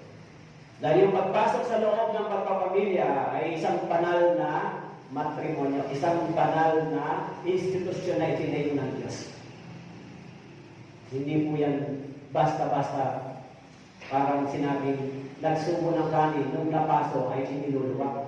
Ano yun, napakaraming kabataan dito na nakita ko, pagpunta ko parting bato, mga bata pa, may mga anak na sila, di ba? Maaga sila nag-asawa. At least sa church, ma-educate tayo. Ma-educate tayo. Pagdating ng panahon kung kayo po ay sumunod dito, so, matutupad din yung sinabi doon sa verse 1. Ano po yun? Lumalakad kayo ng kalugod-lugod sa harapan. Yan yung utos sa iglesia. Okay? Kaya sinasabi doon, pagkatapos ng ating kaligtasan, mahalaga na yung katawan natin na gamitin natin sa kabanalan. Okay? Hindi na dapat gamitin pa para sa kalayawan ng ating katawan. Okay? Gamitin natin yan nang may kinalaman sa kabanalan ng Diyos. Kaya sinabi ni Paul sa 2 Corinthians chapter 6 verse 14 and 15. Huwag kayong makipamatok sa mga hindi mananampalataya, sapagkat anong pagsasama mayroon ng katwiran at kasamaan, o anong pagsasama mayroon ng liwanag sa kadiliman. At anong pagkakasundo mayroon si Kristo kay Belial, o anong bahagi mayroon ng mananampalataya sa hindi mananampalataya. Sinabi dito ni Paul, huwag kayong makipamatok sa mga hindi mananampalataya. Medyo very strict si Paul, very strict yung Biblia sa ganito. Sinabi na rito,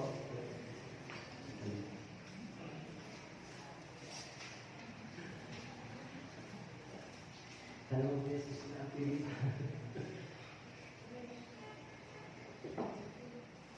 So, sinabi ni Paul dito, huwag kayong makipamatok. Medyo, hindi ko nasilip yung salita makipamatok sa English version. Pero parang naalala ko, do not equally yoke together with the unbeliever. Parang, huwag tayong makisama, makiayon sa hindi mananampalataya. Hindi ibig sabihin, tayo ay umalis sa kanila. Hindi ibig sabihin, huwag tayo sumama sa hindi yun pang ibig sabihin ni Paul. Kasi para mangyari yung sinasabi ni Paul, kailangan umalis na tayo dito sa lupa. Ang ibig sabihin ni Paul, pagkamat kasama natin sila, huwag tayong makiayon, huwag tayong maki-agree, huwag tayong makiisa. Yan ang sinasabi ni Paul. Do not equally yoke together with the unbeliever. Especially Lalo na sa relationship. Relationship. Gusto niyo ba mag-asawa ng unbeliever? Gusto niyo mag-asawa ng hindi mananampalataya? Alam niyo po, pag nag-asawa kayo ng hindi mananampalataya, siguro may dadaan kayo sa mahirap na sitwasyon. Kasi magkaiba yung inyong spiritual na pananaw, values. Depende sa inyo. Kung yung iba siguro dito, bago naligtas, may boyfriend na, may girlfriend na kayo, may boyfriend na kayo. Depende sa inyo kung gusto niyo sundin ito, di ba? Pero hindi ko sinasabing breaking nyo sila. Hindi ko po sinabing gano'n. It is your personal decision sa Panginoon, di ba? Kasi hindi naman ako ang magsasuffer, hindi naman ako maghaharap, kayo naman, di ba? But ito yung sinasabi ng Biblia, do not equally yung together with ang Biblia. It depends sa inyo kung tinatanggap nyo ito o hindi. Pero, yan ang sinabi ni Paul, huwag kayong mag-iayon sa mga hindi mananampalataya. Sapagkat ng mayroong katuwiran at kasamaan, anong pagsasama mayroong liwanag at kadiliman? Nasa liwanag mo pa kayo o nasa dilim pa? Nasa liwanag na tayo, tama po? Pero kung handa kayong ipaglaban ang inyong pag-ibig, nasa sa inyo yan. Kung handa kayong ipaglaban ang inyong pag-ibig, kung kayo ay nagsasabi ng till death do us part, nasa sa inyo po yan. Bahala na kayo po para sa Diyos, hindi naman ako, di ba? Pero ito ang sinabi ni Paul. Kasi ito yung turo sa loob ng church lang po. Hindi ito turo sa unbeliever. Turo sa loob ng iglesia, ng church, sa mga ligtas na tao. Kasi sinasabi ni Paul, mas mahalaga yung tinatawag na kaisa ng iyong pananampalataya. Siguro, kaya doon nire-research ko, doon sa Old Testament, no, iniisip ko, ano bang kaugnayan? Kasi nung nag-asawa si Abraham, nang siya po ay nagkaroon ng anak na si Isaac, inutusan niya yung kanya, actually mamaya yan, ito topic pero maisisingit ko yan. Wala na akong sasabihin sa inyo mamaya siguro. Kunti na lang. Iniisip ko, bakit pa si Isaac, iniutos niya doon sa kanyang lingkod na ihanap ay si Abraham, iniutos niya doon sa kanyang lingkod, ihanap mo ng asawa ang aking anak sa aking mga kamag-anak. Kaya iniisip ko, bakit iniutos ni Abraham doon sa lingkod niya, ihanap si Isaac ng mga pangasawa doon sa kanyang kamag-anak. Si Rebecca ay anak ng kapatid ni Abraham. So, iniisip ko, ano ang spiritual significance nito? Kung bakit ito gustong mangyari ni Abraham? Ano lang spiritual significance niya? Yung parang may meaning. So, sinabi niya, huwag doon sa hindi ko kamag-anak, sa kamag-anak, ihanap mo siya. Pinasumpa niya yung kanyang ito. So, tinitingnan ko, bakit ba yun yung kanilang kahit doon sa Old Testament gano'n? Sa mga Israelita, ipinagbawal sila ng mag-asawa ng hindi nila kalahi. Okay? So, pagdating dito sa literal nating kalagayan, gano'n din ba yung gagawin natin? Siyempre hindi. Siyempre hindi. So, maaaring may kaugnayan ito sa ating spiritual na relasyon sa ating Panginoon. Kasi, kung ikaw ay mag-aasawa ng isang Kristiyano, it is your relative spiritually. Kapatid mo yan sa Panginoon, o kapatid mo sa Panginoon. Maaaring may kaugnayan yan sa gano'n. Kasi isa ang ating Ama sa Espiritu, pero magkakaiba yung Ama natin sa laman. Kaya, kung ikaw ay nag-asawa ng isang mananampalatayang katulad mo, kamag-anak mo siya spiritually. Naintindihan niyo ba ibig sabihin? Hello, kamag-anak mo siya spiritually. Hello, naintindihan niyo ba? Iisa ang ating Ama sa Espiritu, ang ating Panginoon. Magkakapatid tayo ngayon sa Panginoon sa Espiritu. Tama po? Pero hindi sa laman. Kaya sinasabi maaari niya ang ibig sabihin na huwag tayong mag-asawa ng hindi Kristiyano. Kasi pag hindi Kristiyano, maging sa bansang Israel, yan ay tinuturing nilang kasalanan at pagsuway sa salita ng Diyos. Kaya sinabi rin dito ni Paul, do not equally yoke together with the unbeliever. Huwag kayong sumama sa kanila. Saan nila kayo dadalhin? Yung sasabihin ko na muli ngayon, sana mamaya sasabihin ko ulit. Yung halimbawa ni para mga parents nandito. Sino sa Biblia ang dahil sa kanyang pagbuo ng asawa sa mga hindi mananampalataya ay ang bansang Israel ay nahati at pumasok ang maraming idolatry. Alam niyo ba kung sino? Si Hari Solomon. Si Hari Solomon, ipinagbawal ng Diyos na huwag siyang mag-asawa ng mga hindi Israelita. Pero nagkaroon siya ng mga asawa ng mga hindi Israelita sa paligid ng Israel. Anong nangyari dahil sa kanyang pagsuway? Alam niyo ba, si Hari Solomon, nang matanda na siya, nahatak siya ng kanyang mga asawa na sumamba sa mga idols. Nahatak siya. At ang nangyari dahil sa kanyang pagsuway sa Panginoon, nang namatay siya, yung bansang Israel ay na-divide na hati. Yun yung disiplina ng Panginoon. Yan, yung nangyari sa kanya. Sa loob ng church, sa loob ng iglesia, diba? Sinabi ni Paul, do not equal yoke together. Huwag kayong magpapamato. Sa maganda ng pagsasama, o anong pakikipagkasundo mayroon si Kristo kay Pilayan? So, it is the doctrine o teaching ng church para mapangalagaan yung utos ng salita ng Diyos.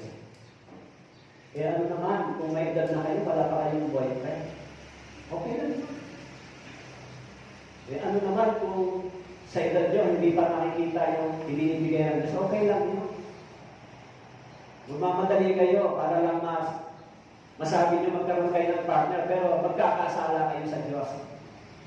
Eh, hindi bali na kung single muna kayo, huwag lang kayong mag-suffer pagpasok sa pagpapamilya ng mali. Kasi pag nilabag nyo yan, magsasuffer kayo, di ba? Magsasuffer kayo. So yung magsasuffer na yan, long term. Long term po yan. Yan yung teaching sa loob ng iglesia, sa loob ng church. Kaya sinabi ni Paul, yung araw na ito ay itinuturo sa loob ng iglesia, the church. But of course, nasa sa inyong response. Depende sa inyo kung gusto niyo sumunod.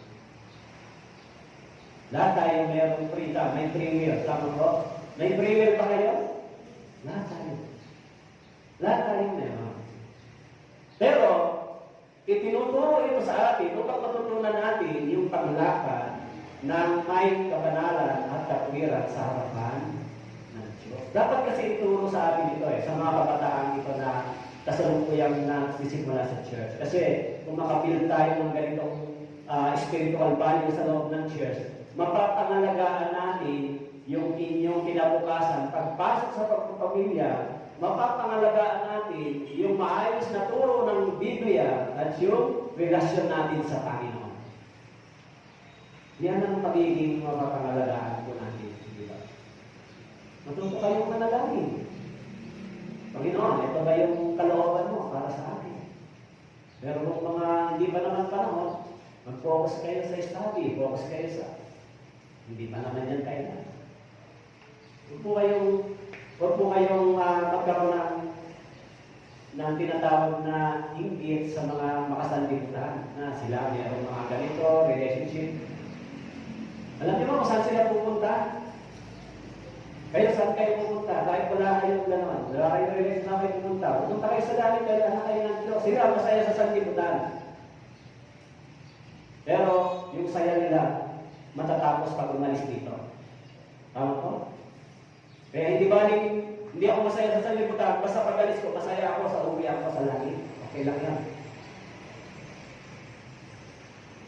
Kaya rin ikaw minsan, isinusugal nila yan. Hindi, basta ito gusto ko.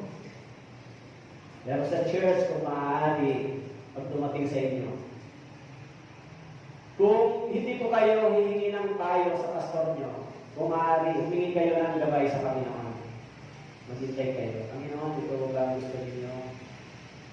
Kasi baka hindi kayo nagsasalita sa pastor nyo. Baka hindi nyo sinasabi, pastor, paano kaya yung ganito? Alam nyo, dapat meron kayong pagkonsulta sa mga taong mga mature spiritually. Yung mga taong matatagal na sa pananampalatayang ito, kukonsulta kayo. Ano kaya yan? na mga kilala nyo naman, maayos naman yung buhay Kristiyano. Hindi nyo kaya mag-isip mag-isa-isa, kailangan natin yung tulong at karunungan ng iba na meron galing sa Diyos. It is wise decision yan, di ba? Kaya sinabi ni Paul, hindi dapat magkaisa ang mananampalataya. Okay? Kaya doon sa 1 Corinthians chapter 7, verse 30, binanggit ni Paul yung mga naligtas na mga dating may problema sa marriage, sa pag-aasawa. Pumasok kayo sa church, na ganyan na yung kalagayan ninyo. So, tinatanggap yan sa church. Dito kayo manatili. Sinabi ni Paul sa 1 Corinthians chapter 7, verse 30, at kung ang babae may asawa na hindi mananampalataya, umayag ang lalaki ito mamuhay kasama niya. Huwag niyang iiwalay ng kanyang asawa. Sabagat ang lalaki hindi mananampalataya ay nagiging banal sa pamamagitan ng kanyang asawa. At ang babae hindi mananampalataya ay nagiging banal sa pamamagitan ng asawa. Kung hindi, ang iyong mga anak ay magiging magmi. Ngunit ngayon sila ay mga banal. So, binabanggit dito ni Paul, yung mga sister o brother na naligtas na. Tama po? Naligtas na kayo. Pero bagamat may problema kayo sa marriage, may problema kayo sa mga legality, hindi po yan, wala pong problema dyan sa spiritual. Dahil mas mataas yung spiritual law kaysa batas ng tao. Tama po? Pero sabi dito, kung ito ang inyong kalagayan, huwag kayong makikipag-iwalay. Manatili kayo sa loob ng iglesia. Kasi, as long as nananatili kayo, nananampalataya kayo sa Diyos, sila rin ay tinuturing ng Panginoon na mahalaga. Darating yung panahon, makakakay din sila, maliligtas din sila dahil sa inyo. Dahil nakita nila yung inyong pamumuhay bilang isang bagong mananampalataya. Kaya, magkaiba yung, nandito na kayo sa loob ng iglesia, ng church, magpukumit kayo ng ganitong kaso. Magkaiba yan. Yung iba, pagpasok dito, ganyan na yung kalagayan. Pero tinatanggap sila ng Panginoon. Kasi, hindi naman tayo yung tagahatol, ang Diyos naman, di ba? Ang Diyos din ang nagpawalang sala sa Kanya, ang Diyos din ang nagpapawalang sala sa Kanyang asawa, sa Kanyang mga anak. Kaya nga yung church ay lugar na kung saan puntahan ng mga may sakit natin, doctors, spiritual doctor. Yung church ay puntahan ng mga may sakit spiritually, di ba? Lahat tayo dati may sakit spiritually, kasalanan. So pagpasok natin sa church, pinagaling tayo ng Panginoon. Kaya tayo ngayon ay dinukod ng Panginoon. So, kaya sinabi ng Biblia na dapat tayong magkaroon ng control sa ating sarili. Binanggit doon sa verse 4. So, kung hindi natin gagawin ito, so tayo rin ang mahirapan. Okay? Kaya doon sa verse 5, hindi sa pita ng kahalayan na gaya ng mga hintir na hindi nakakakilala sa Diyos. Kasi yung mga taong gumagawa ng ganon, hindi sila nakakakilala sa Diyos. Yung mga taong nananatiling nabubuhay sa immorality, sa masamang pamumuhay, hindi sila nakakakilala sa Diyos. Wala silang takot sa Diyos. Pero tayo mga naligtas, nakakakilala na tayo sa Diyos. Kaya sinabi ron, dapat hindi na natin ito ginagawa. In 1 Corinthians chapter 10, verse 20, ano ba yung ginagawa ng mga hintil? Dahil hindi nila kilala ang Diyos, sabi ko rito, hindi sinasabi ko na ang mga bagay na inihahandog ng mga pagano ay kanilang inihahandog sa mga demonyo at hindi sa Diyos. At di ko ibig na kayo maging kasama ng mga demonyo. Alam niyo yung salitang pagano, parehas lang yan sa salitang hintil. Pagans. Naghahandog sila sa mga Diyos-Diyosan at idolatry. Inihandog nila yung kanilang sarili, inihandog nila yung mga bagay na meron sila, sinabi ron, inihandog nila ito sa demonyo, hindi sa Diyos. Pero yung ating katawan, inihandog din ba natin sa Diyos? Yung ating katawan. Kaya sinabi ron sa Romans chapter 12, offer your body as a living sacrifice. Your body. Bakit your body? Kasi your body, sabi ron, dapat mabuhay ng may kabanalan at katwiran sa Panginoon. Ano yung i-offer mo? Yung buhay na may kabanalan sa Panginoon. Mahalaga ba yan sa Diyos? Mas mahalaga yan kaysa alay na ibinibigay mo.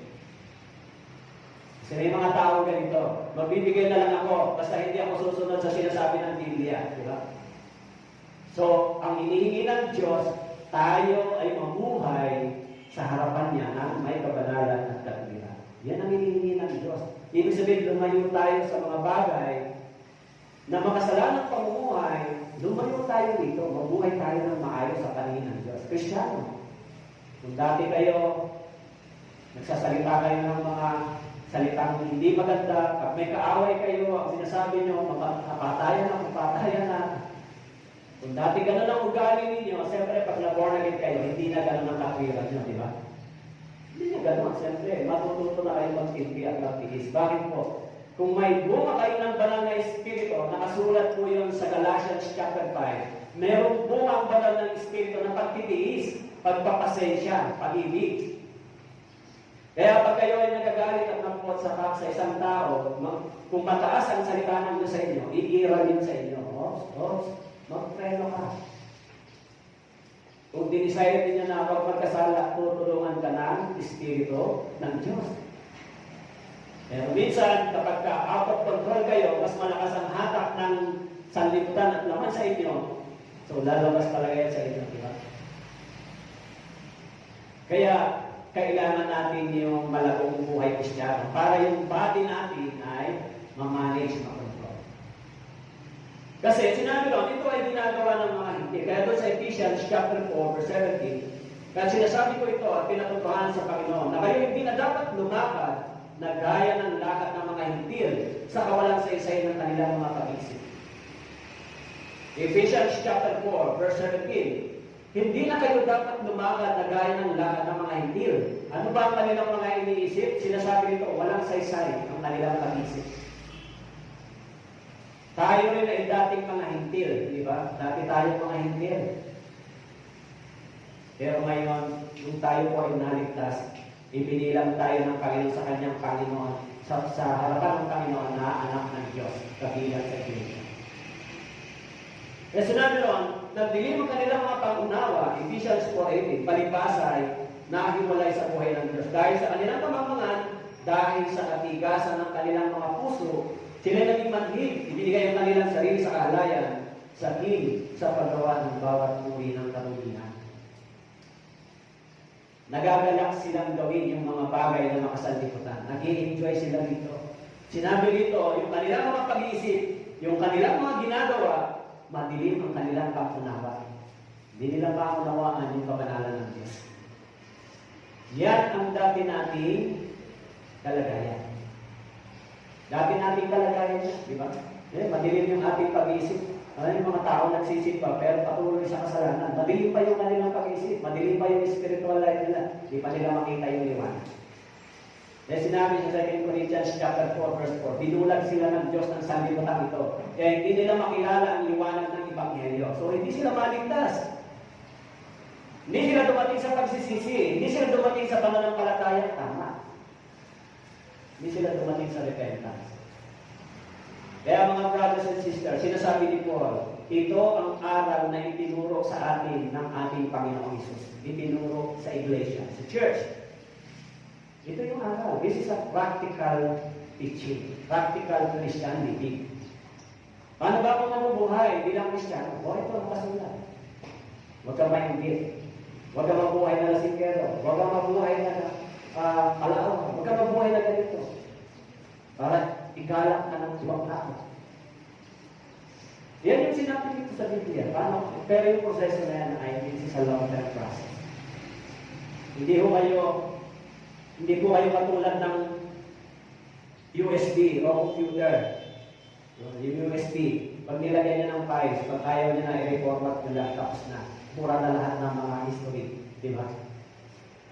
Pag kayo ay hindi tayo katulad ng gano'n, na one time lang, totally, murado lahat. Hindi katulad ng USB o ng computer. I-reformat mo lang, totally, murado na lahat. Wala na sa memory. Tama po? Pero, tayo, kahit na naintindihan na natin yung pag-ibig ng Diyos, naunawaan na natin yung biyaya ng Diyos, nasa memory pa natin yung sin. Nasa memory pa rin ba niya yung kasalanan? Hindi nyo na naiisip yung kasalanan? Nasa memory pa rin natin. Pero sa listahan ng Panginoon, burado na. Bakit nasa memory pa natin? Bakit nasa atin pa naalala natin? Alam nyo, kung bakit nasa atin, nagpapaalala sa atin na ito ka dati. Dati, kung hindi ka paligtas, ito ang iyong mga ginagawa, ito ka. Pero nung naligtas ka, hindi mo na yan dapat ginagawa ngayon. Ngayon, kung wala kayong memory na gano'n, paano niyo masasabi, ito ako dati? Eh, meron tayong memory. Kahit ako, naaalala ko pa yung dati kong pamumuhay, pero sinabi ko, hindi ko nababalikan yan. So, yung mark na yan, reminder sa akin na dyan ako nasira, dyan ako napahamak, dyan nawasak yung buhay ko, dyan ako nahulog sa pagkakasala. So, I never return again and again. Never. Totally back. Kasi kapag pinuntun mo, ina-analyze mo, ito ang dahilan kung bakit nagkawasak-wasak yung buhay ko. Ito. Alam nyo, pag pinuntun nyo yung buhay ng tao, kung bakit nagkakawasak-wasak. Siyempre, una, hindi tayo nakatanggap ng tamang pagtuturo. Pangalawa, pinasok tayo ng maraming bisyo, pinasok tayo ng alak, droga, o yung iba naman, nagrebelde tayo, nagrebelde sa magulang, yung malaban, yung iba, matigas ang ulo, ayaw sumunod. So, pinasok tayo nito ng matagal na panahon. Akala natin, okay lang yan, di ba? Akala natin, okay lang kung poot sa poot. Akala natin, okay lang lumaban kung sa laban. Akala natin, okay lang ito. Kasi that time, hindi natin nare-realize na yan ay ayaw ng salita ng Diyos. Pero ngayon, kung tayo na born again, na-realize natin yung pag-ibig ng Diyos, pinatawad tayo, binuksan ng Panginoon yung pag-iisip natin, na-realize natin, ito pala yung mga maruming bagay, so natatanap mo na lang ngayon, pero wala ka na doon. Eh sa Panginoon, burado na ba yun? Yes, according to the Bible, ito ay binura na ng Panginoon. So, bilang mga mananampalataya, hindi na tayo dapat bumalik dito, di ba? Tama po? Iniwan na natin yan. Kaya nga meron pa tayong memory. This is the mark. Alam niyo sa bansang Israel, naglagay sila ng mga bato. Sinabi ng Panginoon, bilang isang alaala. Bilang isang alaala yung mga bato ito, tanda para sa inyo. Tayo bilang isang alaala na tayo ay nanggaling din sa Egypto. Nanggaling din ba tayo sa Egypt? Sinabi na, napunta ba kayo sa Egypto literally? Hindi po. Yung buhay spiritually sa Egypt ay tinatawag na worldly life. Makasalikot ang pamumuhay. So, inalis tayo ng Panginoon doon. Inilabas tayo sa ganung pamumuhay, sa ganung klase ng pamumuhay. Sinira ng Diablo yung family, sinira ng Diablo yung ating kinabukasan, binigyan ng maraming kasiyahan ng laman sa katawan para masira yung bukas. Mabuti na lang, mapayaya ang Panginoon. Sa atin, ang biyaya. Kaya minsan may mga pamilya na nawawasak, di ba? Kakahiwa-hiwalay. Bakit po? Gusto ba natin yan? Hindi. Dahil pinasok, wala pa tayo sa maayos na pananampalataya, yung Diablo ay gumagawa sa bawat pamilya. Di ba? Yung Diablo nagtitibay sa bawat pamilya. Sumisira ng relasyon. Sinisira niya yung tinayo ng Diyos. Actually, yung family, yung couple, itinayo yan ng Diyos. Diyos ang nagtayo niyan. Ang institution niya nagsimula sa Garden of Eden. Kaya tinatawag niya ng banal na matrimonyo dahil ang Diyos ang nagtatag niya. Yung pag-asawa, Diyos ang nagtatag niya. Yan ay regalo ng Diyos. Pero sinisira yan ng Diablo, sinisira. Pero kaya kung kayo ay naging Kristiyano na, mapoproteksyonan yan kung naging Kristiyano na kayo. Born again na, kung ang sentro ng relationship ay ang salita ng Diyos at ang Diyos, so mapoproteksyonan yung banal na matrimonyo. Mapoproteksyonan. Kaya sinabi dito ni Paul, huwag kayong makipangatok sa mga hindi mananampalataya. Okay? So sa verse 6, it is a sin against the brothers and sisters. Na sino may magkasala o manlamang sa kanyang kapatid at bagay nito, sapagkat ang Panginoon ay tagapagtiganti sa lahat ng mga bagay nito, gaya ng aming sinabi noong una at pinabala sa ito. Sapagkat hindi tayo tinawag ng Diyos para sa karumihan, hindi sa kabanalan. So, maging sa loob ng iglesia, sinasabi ng Panginoon, paano tayo makikitungo sa mga brothers and sisters? Huwag tayong magkasala laban sa kanila. Sabi dito, iwasan natin magkasala laban sa kapatid sa Panginoon. Iwasan natin. Diba? This is the teaching sa loob ng church. Para mapanatili yung magandang fellowship. So, isa ito sa sinasabi ng Biblia. Iwasan natin. Kaya nga, kung yung mga kabataan, hindi po kayo ma-orient, hindi kayo maturuan, baka akala nyo, lalo na yung mga bagong ligtas, baka akala nyo okay lang ka sa church mantika, okay lang kayo maka. So, sana hindi nyo magawa sa loob ng church. Kasi, medyo sa teaching ng Biblia, hindi siya naaayon. Okay? May crush ba kayo sa loob ng church? Isa narinig yan. Ay, may crush ka ba dyan? Ano ba yung crush? Ang airplane, bumagsak? Yun ba yan?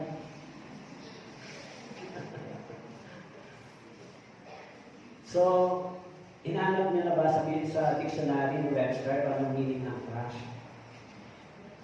Crush? Mamaya pa yan. Mamaya ako na lang sasabihin sa inyo. Kasi sabi daw, basa-basa pag may time. Alam mo, ang sarap aralin ng mga, ano mga ginagawa ng mga, ano mga ibig sabihin niya? Kasi tayo, minsan, ginagamit lang natin yung salita na hindi naman natin na-research sa pagaling yan, di ba? Nakikiayon tayo ng hindi natin na-discover, kasi hindi natin naman malaya, na tayo pala ay, hindi dapat dito, tanong ko. Kulang tayo sa pag-research, sumasabay lang tayo sa tradisyon. O ngayon, Hearts Day, February 14. Wow, ang mga puso natin ay tumitibok-tibok. Yung siya seryoso, di ba? So, tuwing Hearts Day lang ba, tumitibok ang inyong puso? So, sa loob ng isang taon, patay ang inyong puso. So, ngayon, February 14, tumibok.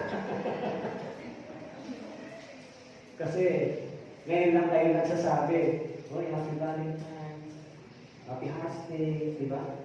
Ngayon lang tumibok yung puso nyo sa loob ng isang taon. Ito sa church, iba talaga yung values ng ano sa church. Kaya minsan, na-amaze ako pag nag-discover ko. Pati tayo yung mga born again na nag-iisip dahil, siyempre, akala natin, okay lang yun, di ba? Kaya, maging sa Biblia, hindi iyan binibigyan ng pagpapahalaga. Hindi yan binibigyan. Okay? Kaya sabi ni Paul, huwag kayong magkasala sa inyong mga kapatid. Sapagkat hindi tayo tinawag ng Diyos para sa kamumihan, kundi sa kabanalan. So, kung mamumuhay tayo sa loob ng iglesia ng ganito, kapanalan, magiging masaya tayo. Nagabi sinabi ko sa mga kabataan, yung church natin, gawin niyo yung ambience na masaya. Ganun yung ambience ng church masaya. Pag pumasok kayo dyan, huwag kayong pumasok na parang wala kayong nakita. Gusto niyo ba yung church, puro seryoso ang tao? Pagpasok niyo, nakaganyan kayo. Paglabas niyo, seryoso pa rin kayo. May nakita kayo sa tabi niyo. Ito lang kayo. Upo kayo. Paglabas niyo, ganun pa rin ang mukha niyo. Diba? Gusto niyo ba yung ganung church? Gusto niyo yung ganung church, seryoso? Siguro, pag napunta kayo sa ganung church, hindi na kayo babalik. Diba? Napunta ako sa isang church na gano'n. Dati, nag-aanap ako ng church sa patio. May palibasa, di pa ako born again na katoliko pa yung paniniwala. Pero nag-aanap ako ng church. Pumasok ako sa isang church na wala namang mga walang mga revolver. Nakapasok ako. Pagpasok ko, kasi naghahanap ako ng church. Pagpasok ko, umupo ako sa likod, tapos ang daming mga tao sa harap. Pagpasok ko, nagligo na, sabay-sabay sa akin. Basta wala kumikibo. Hanggang matapos yung gawain, pagtapos na, walang bumabati sa akin. Walang bumabati. Kaya pagkatapos nun, dahan-dahan ako. So, exit ka na. Walang bumabati sa iyo eh. Di ba? Ano gagawin dyan? O dito sa church, pag pumunta kayo dito, walang bumati sa inyo. Anong feeling ninyo? Ano mga tao doon? Malaya ang pakiramdam. Kasi walang bumabati sa akin. Siyempre, pag bago kayo, mahiyan naman kayo ang bumati. Hindi kayo kilala. Di ba? Hindi nyo kilala. Kaya yung church ay lugar na kung saan, at least pag nasa church tayo, maging masayahin tayo. Pressure na kayo sa mga sa mga module. Nag-aaral naman kaya. Dahil walang teacher na nakatingin. Pressure na kunyari sa module. Tapos pressure na sa trabaho, pressure pa sa lahat, sa mga ginagawa. Talaga naman, trabaho publiko. Pagdating sa church, hindi na tayo dapat mag-pressure. Dapat kahit pa paano sa church, may puso na nagiging masaya tayo sa pakikinig, pag-aaral ng Biblia, masaya ang pakikipag-fellowship sa mga brothers and sisters. Nakakapagpahinga tayo. Hindi na lang po ang linggo, isipin niyo yung problema ninyo, di ba? Problema sa pangangailangan, ganito. So, kaya pagdating sa church, sana, pag dumating kayo dito, maging masaya kayo, magiging sa mga brothers and sisters. Yan mga sisters, sa mga kapwa sisters. Kumusta na? Makipagkaibigan sa mga bago. Para hindi kayo magkasala sa mga brothers and sisters, makipagkaibigan kayo. So, tignan natin yung ganitong church, kung ganito ang ating ambience, ganito yung church na, buti dun sa church na yun. Kahit hindi mo pa nga masyadong kilala sila, pero papatingin ka naman, hinitihan ka naman. So, kaya parang maganda doon naman. Agree pa kayo sa sinasabi ko? Agree po kayo? Kasi, waiting niya ng evangelism para yung mga tao, magkaroon sila ng puso dito na, uy, buti pa dyan sa inyo, kahit hindi ka naman kilala pa, binabati, kinakausap. Part po yan ng church. Hindi naman tayo entertainer pero kailangan natin maging mag-iliw sa kapwa mananampalataya. Kailangan natin kausapin sila. Kumusta yun? Kumusta ka na brother? Kumusta na sister? Kasi yan yung fellowship sa banal na pakikipag-fellowship. Sinabi ng Panginoon, sinabi ng salita ng Diyos, hindi kayo tinawag o tinawag kayo para sa kabanalan, sa gawain ito. Okay? Kaya kung ganito yung gawain natin sa loob ng iglesia o sa loob ng church, maganda. Kaya binanggit ko doon sa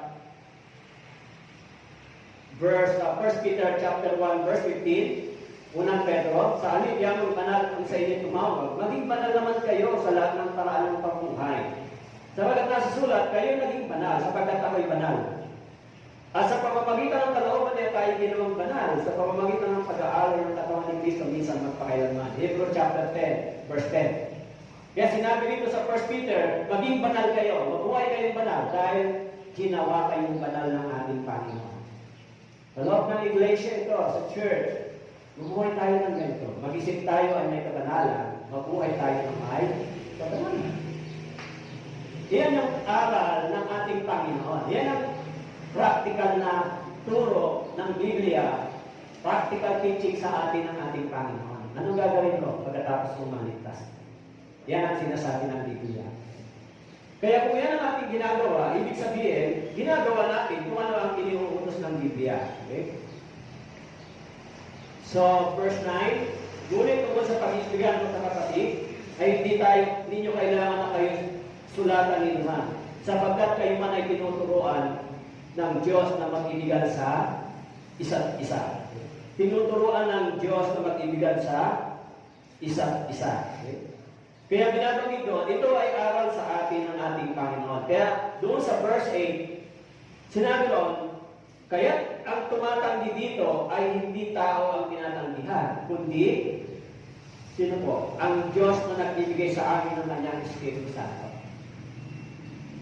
So, 1 Thessalonians chapter 4, verse 8, kaya ang tumanggi dito ay hindi tao ang tinatanggihan, kundi ang Diyos.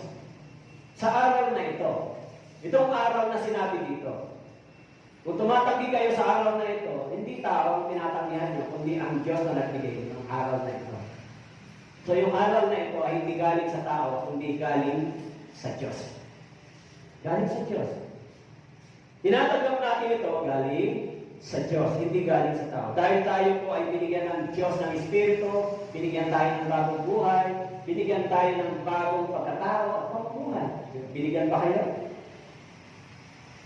Kaya, yung ibang mga kanina, kamusap kami ni Sister Lodi, ilan na ba yung young pro dito? Di ba young adult? Siguro, dadating ang time to separate kayo, ihimalay sa mga young people. Bible study, gagawa ko ng schedule, Bible study. Every Saturday sa mga young people. Tapos yung mga young adult, young pro, ihimalay kayo, Bible study. Kasi, alam ko, yung mga young pro, young adult, kung haharap kayo sa mga ilang mga relationship problem, maaari, di ba? So, Bible study, para doon, magkaroon ng alaman. Kasi yan ang pangangalaga sa iglesia, sa church. Kaya yung mga future na church, di ba? Maging success kayo, dahil sinunod nyo yan, magiging asset kayo ng church. Magagamit kayo ng Panginoon pagdating ng panahon, di ba? Kaya sinasabi ko dito, ng Biblia, dapat ito ay aral sa atin ng Panginoon. Aral ng salita ng Diyos. Aral ng Espiritu ng Diyos. Hindi aral ng tao. Hindi aral ng tao. Aral ito ng ating Panginoon. Kung ganon ang ating gagawin, so kinikilala natin ito na ito ay turo sa atin ng ating Panginoon. Kaya doon po sa 2 Timothy chapter 1, verse 14, ingatan mo ang mabuting bagay na ipinagkatiwala sa iyo sa pamamagitan ng Espiritu Santo na nabubuhay sa atin. So yung ating katawan, ingatan natin. Yung kaligtasan na ibinigay sa atin ay permanent. Pero yung Christian life, pamumuhay natin, ingatan natin. Ingatan po ninyo yung patotoo ninyo, yung testimony ninyo. Ingatan po ninyo. Kahit na nahirapan po kayo, huwag po kayong susurrender. Huwag po kayong susuko. Kahit minsan mahirap, pero sabi nga, dumarating din naman ang tulong ng Panginoon. Kahit hirap minsan. Sa simula ng buhay Kristiyano, minsan nahirap. Kasi nagsisimula kang lumiko sa tamang direksyon. Mararanasan niyo naman po yun, pero kung kayo ay magtsatsaga, matitiisin, umaasa sa tulong ng Diyos, darating naman yan sa inyo. Ay kami ako ay naranasan din yung gano'n. Marami kahit nasa Christian, marami pang kahirapan, temptation. Pero naisip ko, mas maganda na itong lakaran. Kasi mas masaya na yung lumalakad sa Panginoon. Kaya sa loob ng iglesia, mahalaga po yun. Okay? Kaya sabi ko doon, dito po sa verse 11 and 12, verse 10, katotohanan ginagawa ninyo ang gayon sa lahat ng kapatid na nasa buong Macedonia. Ngunit aming inihiling sa inyo mga kapatid, na higit pa sa rito ang inyong gawin. Nasain ninyo ang mamuhay ng tahimik, gawin ang inyong sariling gawain, at kayo magtagal ng inyong sariling makamay, gaya ng aming ipinagpili sa inyo. So ito yung number 3 na sinabi ni Paul. Kailangan tayong mga Kristiyano ay hindi maging bigatin o maging burden sa mga bagay-bagay. Kailangan natin magsumikap para din sa ating sarili, sinabi rito, sa loob ng iglesia. Kaya sinasabi dito ni Paul, it is the teaching sa loob ng iglesia, ng church. So, kung ito yung ating gagawin, so sa verse 11, nasahin ninyo mamuhay ng tahimik. Gawin ang inyong sariling gawain at kayo magpagal ng inyong sariling makamay. Gaya ng aming ipinagpilin sa inyo. Upang kayo igalak ng mga nasa labas at huwag maging palaas sa sino. So, tatlo yung aral nito. Una, tungkol sa paano ba tayo lumakad ng nararapat sa harapan ng Panginoon. Pangalawa, paano natin titignan yung pagpapahalaga, pagpasok sa pagpapamilya. Kahalagahan ng matrimonio, marriage. Yung pangatlo, dapat tayo ay mayroong sariling pagsisikap upang hindi tayo maging bigatin sa loob ng iglesia. Binanggit dito. So ito po yung aral sa loob ng church, ng iglesia. Turo ng ating Panginoon.